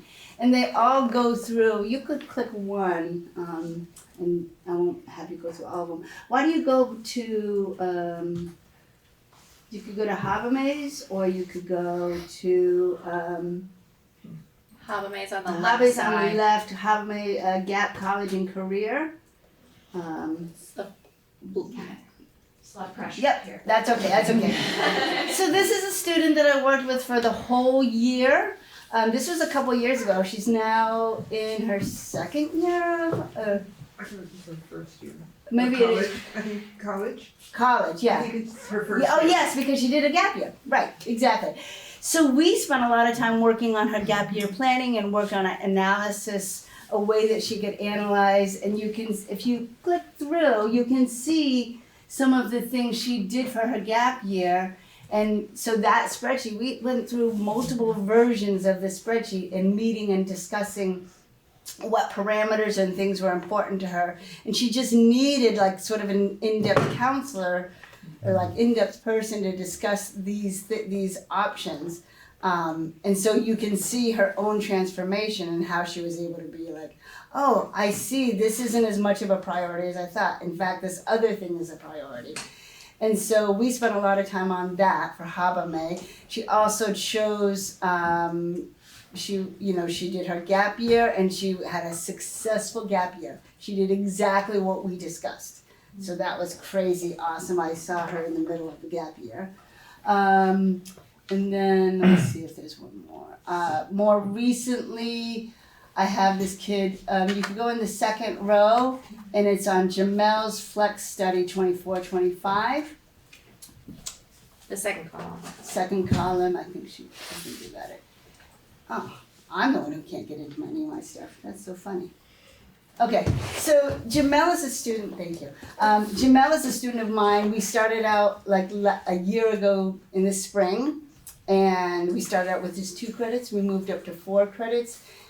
And you can see, and you can look through everything. He did so much work, and it was, I will tell you truthfully, it was a struggle for him at first, because as it is for a lot of kids, because they're not used to having this much choice. But once they get it and they realize like, oh my gosh, it's okay if you make mistakes and it's okay if you're not sure what to do, and you have that guidance, I think that it's really awesome to see kids get it and blossom and be like, oh my God, I made this website. So like Habame and Jamel and other students that I've had, I'd say 95% of my students make websites so that they can use them on resumes or college applications. So anyway, I also am really passionate about what I do. I love it because like today I had met with 6 different students and I talked from anything from forensic science to taxes to somebody wanting to work at integrated solar and another person trying to figure out how they can do small business and work with their parent on reopening up a parent's business since COVID times. So anyway. I want to give you a nod because you taught me something in language. When we talk about language and encouraging students, we often talk, and kids feel the consequences, it's consequences. Kathy has taught me to say, your choices, your outcomes. Yeah. And that gives them such a, oh wow, I'm in the driver's seat here, as opposed to waiting for what consequence you're gonna impose on me. Yeah. And it's very successful, so thank you. Thank you. It's akin to saying, it's the grade you earned. Exactly. Well, that is exactly Right? it too. That's the conversation I have with a lot of students. Because somehow they think it's really religious, they hope and pray they get whatever it is. And I say, this is a separation. No. So anyway, I often will say to them now, I've gotten into the habit of like asking them in the first 2 or 3 weeks what they think they would like to get. Because I believe goal setting is one of the other strongest suits we can have for kids. If they can set up SMART goals, then they can actually achieve them and they can see that success. That only builds upon other successes. So. And then maybe the teacher is not the mean one. Exactly. It also Exactly. goes Maybe. along with saying to them, you should be really proud of yourself. Yes. Yes. Rather Yes. than saying, I'm really proud of you. That's right. And that is Or exactly. you say, you should be really proud of yourself. I know I feel proud of the work you've done. That is exactly it. And I tell them, I said, I'm hoping by the time that this semester is through that you are going to feel proud of what you've accomplished. And then you should just, you know. So, anyway, thank you. Good evening, everyone. My name is Ben Koplow, assistant principal at Brattleboro Union High School, and I'm just going to provide a little bit of information about the Access Hub at the high school, which is a significant part of our Tier 2 support system for students. And so given that it's a Tier 2 support system, we're focusing on academics in that space, specifically core classes and facilitating instruction in small group and individualized settings within that space. The space has 2 certified teachers as well as a paraprofessional, but in addition to those staff who are there all day long, we have academic support teachers as well as other content area teachers coming down into that space in order to work with students throughout the day.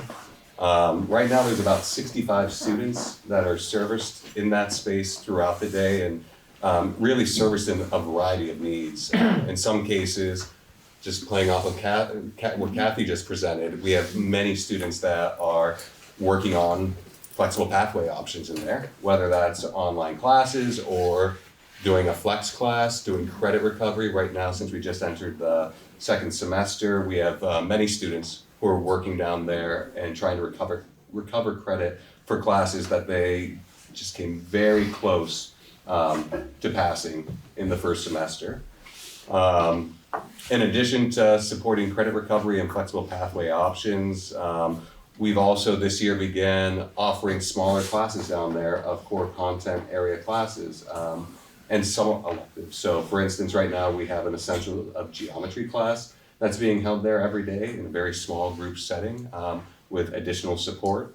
In addition to that, we also have a health class that's being offered there every morning.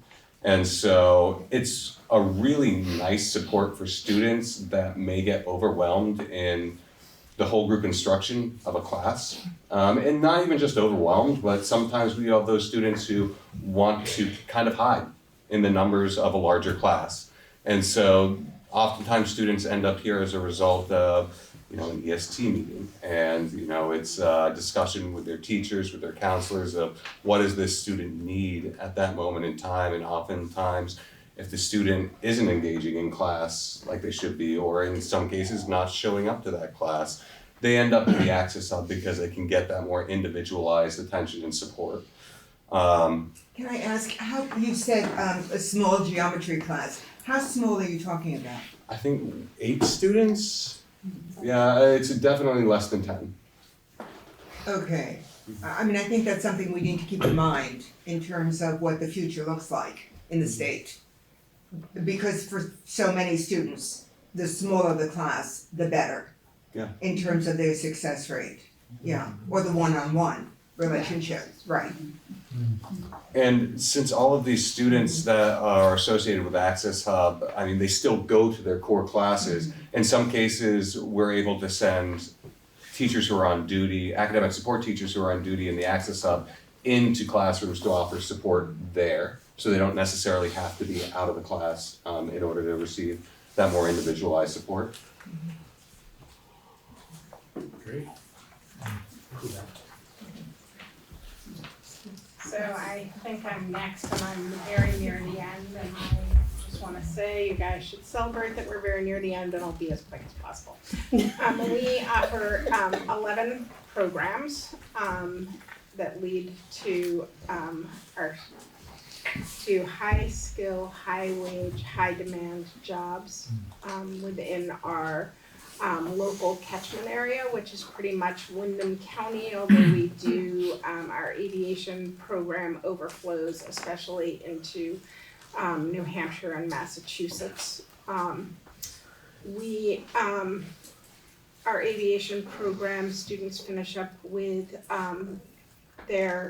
have taken the written test for their pilot's test, and hopefully passed. This is the first year that, this is the second year we've been offering the program, so it's the first year they'll take their pilot's test. They're about ready to do that.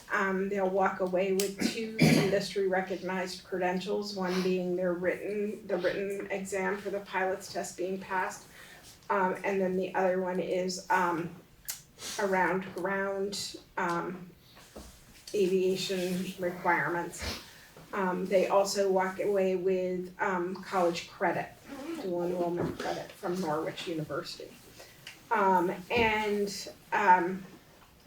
They are an amazing group of young people going through the program for the first time, and they have an amazing instructor who used to be the principal at Bellows Falls High School until we lured him into semi-retirement, meaning he went from being an administrator to a teacher.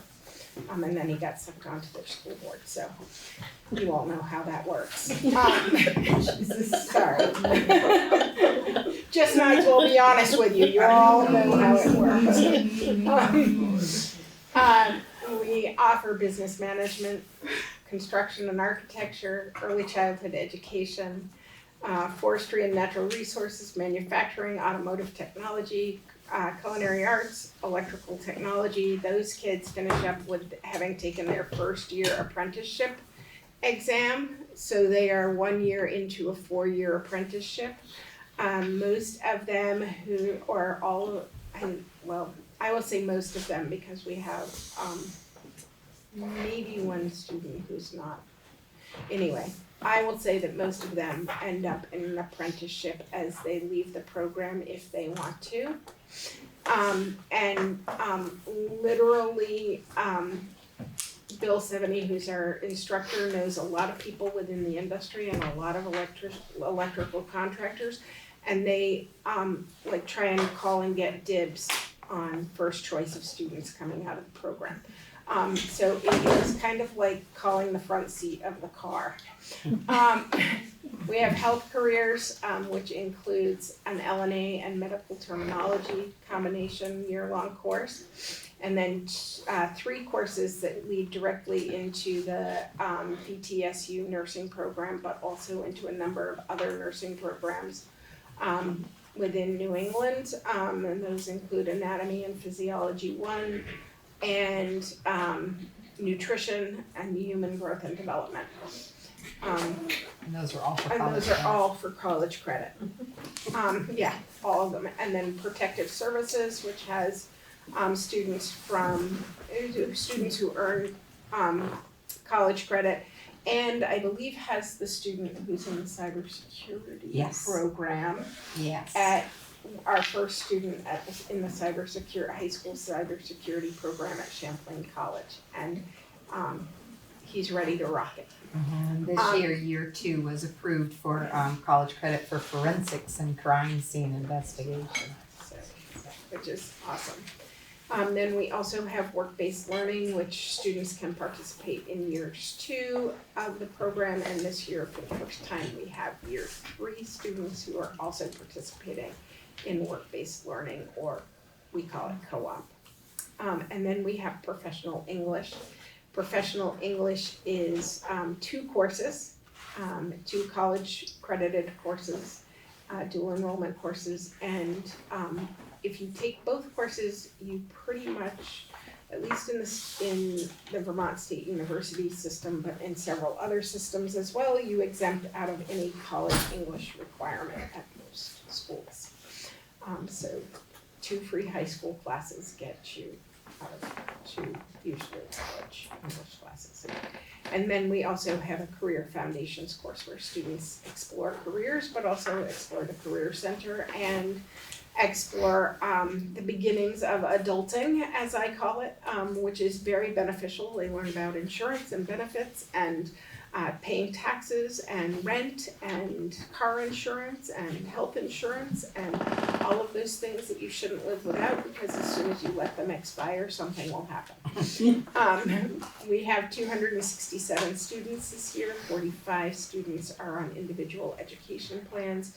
47 students are on 504 plans, and you can see the percentage there. Those percentages just about mirror the high school. The one caveat I would add to that is our IEP students only mirror the high school if we pull out the number of students at the high school who are in the intensive needs program and the moderate special needs program. So, but we're really close to students who are involved in the core instruction at the high school. And then we do our own survey around belonging, and because it's impossible to pull out the sense of belonging from BUHS and WRCC, so we do our own survey. And last year we were down a tiny bit. We were down from 98% of students feeling they belonged to 95%, so our goal is to move back up. We have discussed that maybe going for 100% is a little high, but we're gonna try. Pretty close. Yeah, we're getting close. Yeah. We're getting close. So we try and engage our students in all kinds of things, including increasing academic skills, career exploration, building work skills.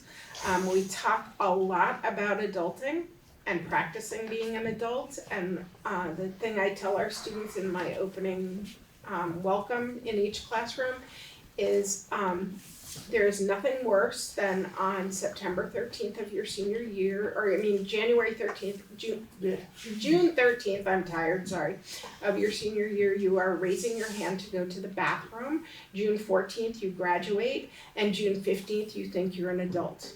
Because if you have not practiced, you are not ready to be an adult. And so we encourage practice. Last year we had a student, Frank may have almost passed away at this experience, but we made him survive, we helped him survive it. I called him and said, we need a new windshield for our truck. And he said, what happened to it? And I said, it's gonna put us a little over budget in construction, and we were only a few cents over in the end. But anyway, one of our students built a catapult. He was great. It didn't work very well the first time. He readjusted, did some adjustments, adjusted the little cart that it was on, didn't take into account that when he adjusted the little cart, he didn't adjust the catapult itself, so he adjusted the angle of where it was going to fire, and we blew out the windshield of our truck. But the best part of it was he called me and said, Mrs. Weiss, I broke the windshield of the truck. And I said, was it on purpose or by mistake? And he said it was by mistake. And I said, so what did you learn? And he said, when you adjust the angle of the cart, adjust the angle of the catapult. And I said, okay, then we're good. Mistakes happen. And if you always are successful, you're not learning anything new. And then I called his dad and said, I have really great news for you. Your son is a very responsible young person. And he broke a windshield. And his dad said, we can pay for that. And I said, nope, that's what we have insurance for. And that's because we expect kids to make mistakes. So, and I don't want any kid to lose their college funds for replacing a windshield that they broke by mistake. So I'm not going there. So we address student learning needs within the program by teaching and reteaching and teaching in different ways and looking for different ways that students can show that they have mastered the skills. And that means our academic interventions are open to everybody and everybody benefits from them because every academic intervention that is successful is educational best practice for everybody in the room. So if you're giving one student the notes, you might as well give it to all of them because then they can focus on what's going on in class rather than on taking the notes, which are two very distinct, different skills. Sorry to go so quickly, but I want to get you home before the snow starts to fly. Too late. It already has. Sorry, it might be too late. Yeah, too late. I'll be even quicker. So one of the, I'm sorry. Sure. Yeah, I was just gonna say, as an example of collaboration, the English class that's there now, those two professional English classes. When we first heard and went to the manufacturing, GS Precision has a manufacturing apprenticeship that they work and they go to school at night, and when they're done, they have the equivalent of an associate's degree. So me trying to shorten that said, hey, can any of our manufacturing classes count toward your GS Precision apprenticeship? And they said, no, they have to stay cohorted, but by any chance, could you do English? Because they can't start it without one college English course under their belt, and these guys are tired from working all day and they don't want to go at night. So we did that and got that, and now the students can finish those English courses and go right into that apprenticeship program. So that's the collaboration I was talking about earlier. Thank you, Kevin. One of the programs I'm really proud about is our job career work study program. It's doubled in size in the last 2 years. Right now we have about 20 students supported by 3 paraprofessionals. They take a 2-semester set of career ed courses where they learn soft skills. Then they go do supervised work study at local businesses. We've also doubled the number of partnerships that we have in the community. Sometimes a para stays with them for part or all of the day. Every student is evaluated once a week and given feedback on their job performance by those paras, and then we track data on that. And this is for students with all variety of disabilities and levels of disability. One of our students is a really fantastic young man who loves trains and heavy equipment and stuff. And the first day of work study started and the para texted me and she said, here's a picture of so-and-so in an ambulance. And I was like, oh my God. And what it was is that he got a job over at Rescue and they came and picked him up in the ambulance and drove him over there. And he had the biggest smile. He's sitting in the front seat of the ambulance. It was really cool. We also have community partnerships with Higher Ability, and at every IEP meeting, once a student has an IEP where they will turn 16, they have to have a transition plan, and we always have Higher Ability and other community organizations come and we help students plan for their transition into adulthood, independent living, education, and work skills. And that is all. Super. So we're going to take a look at some graduation trends over the last 6 academic years. I want to start by echoing what Mark had begun with, which is ideally we want all of our students graduating within 4 years. That is the ideal. That being said, we do track 6-year graduation rates because we do acknowledge the fact that some students need an additional year and sometimes 2 in order to get across that finish line. Looking at the first graph here, the 4-year graduation rates, we had a really strong showing in school year 2018-2019. So green bar shows BUHS graduation rates compared to the pink bar, which is the Vermont 4-year graduation rate. And you can see there was only a 3-point difference between the two. And so we want that gap between the green and the pink bars to be as small as possible. And unsurprisingly, in 2020, we see across the board, state and BUHS begin to trend down. The real unfortunate part is that we are trending down. It was a bit more precipitous than the overall state. And so that gap between BUHS graduation rates and state graduation rates got larger and larger as we, got through the pandemic and now are playing through the aftermath. That being said, we are seeing, we saw a bit of an uptick in the last academic year, school year 2022 and 2023, where we were able to finally, hopefully, see an inkling of us trending upwards, and we hope to continue on that growth. We track a little bit more stably with the state when it comes to the 6-year graduation rates. Again, after 2018, 2019, with the advent of the pandemic, we both begin trending down. But again, you don't see that widening of the gap. It's not as stark as the 4-year graduation rates. And so, and in that case, we are still trending down. We have yet to see an uptick from when the pandemic hit in 2020.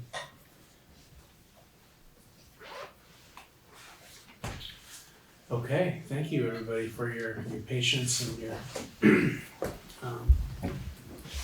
listening and engagement in this presentation. I know there's a lot of information.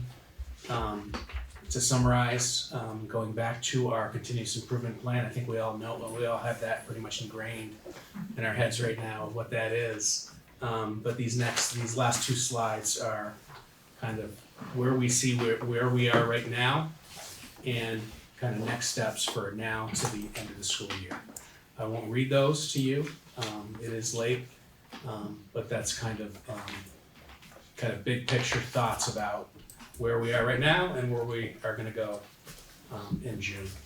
So when we have our June 3rd summit, we'll really be focusing on the outcomes of the end of the year and a reflection on the work from September on.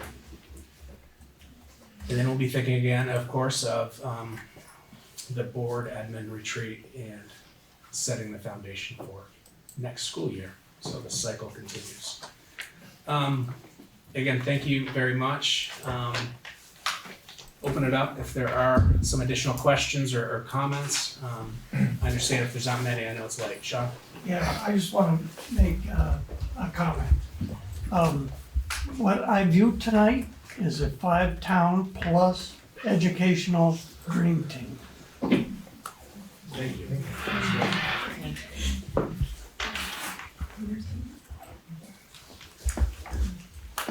Anything else? Eric, if you'd like to adjourn the SD, we have one more item on the SU. So true. And So, is there a motion to adjourn the WSESD special meeting? So moved. Second. Thank you. Discussion. Great. All those in favor, this is the SD side of the house. All those in favor, please indicate by saying aye. Aye. Okay.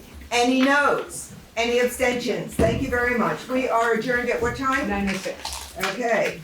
Vernon, Walter's gone. You have a vice chair? We don't have a, well, yeah, but we don't have a quorum, Okay, so so you we're done. adjourned when. Oh my God.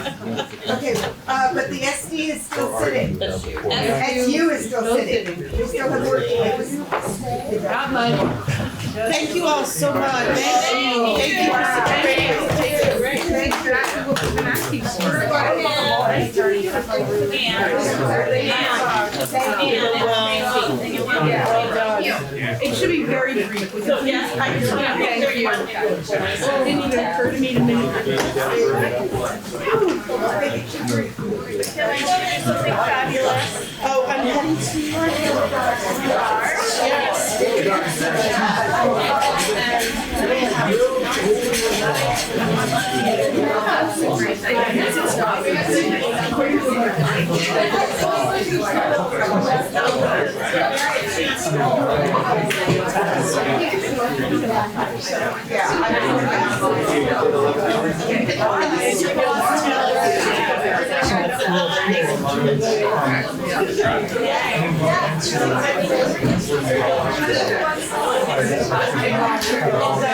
Oh, yes. Thank you for fading the first one.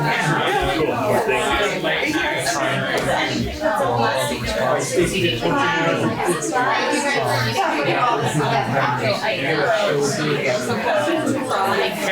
you for chatting.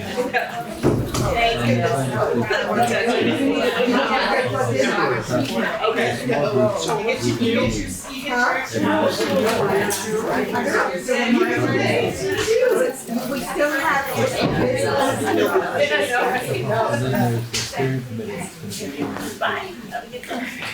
Godspeed it. Right, Godspeed. Indeed he did. He said Godspeed. I have to take the metal stuff. Do her job. Anything that's not metal can go. But I'm taking your metal stuff. Thank you. Yeah. I have a card. Thanks, Stacy. But I do have. Good night, good night, thank you. Thank you. Yeah. It should be super short, thank you. Birthday girl. I need to get my son by 10. Oh, I wanted to ask you Session. I'm gonna load up the card. let me know when there's a presentation for the All trip right. because I'll attend and make a donation. Yes, I have a whole list of those. Tim, we need So We're ready to do I'll send it. you the list of what we have, places we're going so far. And maybe some of them are all what you're planning to do at. Okay, are we being recorded Is soon? that like Yeah. Yeah, we are. Yeah. Meeting isn't over yet. Yeah. That is correct. The meeting is not over yet. Okay. Well, that was really informative. The last thing that I have on our agenda is, we have been requested to join the Rural School Community Alliance, ESD last night. You're gonna be sending out. I did not have a chance to talk to Vernon. So you prefer to abstain? I would stay. Okay. Only because I haven't talked to Vernon. Vernon can join on their own as well. Right. So are you asking for a motion? I am. Okay, I move that the WSESU becomes a member of the Rural School Community Alliance. School Community Alliance. Any discussion? seconded? We've been running on small Bob's rules, but that's cool anyway. All those in favor, please signify by saying aye. Aye. Aye. Aye. Abstain. Only because I didn't talk to Vernon. Okay. Abstain. Thank you, Shona. I thought you would. Okay, so roll call vote. Well, we're all Yeah. present. We can all see it, Yeah, we're all so, present. okay, okay. So, motion carries. Yeah. I heard The other thing I have, I Wait heard one that, second. I heard that Carrie abstained. Sean, did you also abstain? Yes. I Okay, abstain, yeah. okay. Okay, perfect, thank you. There's a small group of us that's been meeting every once a week, carving out a Everything, even the. proposal for the legislature. And the last couple of meetings, they're talking about once SU or SD joins, they want to form a larger steering committee of, this is gonna be big, of one representative from each town. So I'll announce it to the SD too, because since now the SU and the SD are part of the community, the Rural School Community Alliance, they would like one representative from Guilford, Dummerston, Putney, and Brattleboro. I'll be the rep from Brattleboro. In fact, David Scholes and I are already reps from Brattleboro. So they're looking for one rep from Guilford, Putney, and Dummerston. If you want to, You don't have to, it's not an So is obligation. this for every town of every, Right. board that signs up? Yeah, it's gonna be rather large. And the function of this group is to do what? It's a steering committee to decide how to move forward with reacting to bills that are passed. There's a bill that's just been passed today. Just how to react, how to move forward to, how to fundraise for the lobbyists and that type of thing. I believe they're also looking for possible solutions that might address the problems that the. Yeah, like one of the sticky solutions is the funding formula, which is very complex. Mhm. And then there's the language, how do you, about the vouchers and Okay. So so the way it's working is there gonna be 2 reps from Brattleboro, but only one from Putney and one from Dummerston and Guilford? I don't know that. Oh, they want- Dave is a community member. Yeah, I'm so that's- sorry. So sorry. It's one rep from each of the towns. Got it. Okay. I just wanted to hear how that played out. And it would meet perhaps 90 minutes a week, time and date to be determined. Okay. Okay. We can. So that will come up at another point to I was figure that out. thinking that I'm gonna ask Jessica has fundraising experience. You know, she's a new board member. She might be interested in applying her skills to this. Yeah, why not? I'm sure she's not the only person, but sure, why not? It will get her involved, that's for sure. Madam Chair, Yes? there being no further business before this board, I move we adjourn. Is there any discussion? All those in favor, please signify by saying aye. Aye. And we are adjourned at 9:13 PM. Thank you very much, everybody.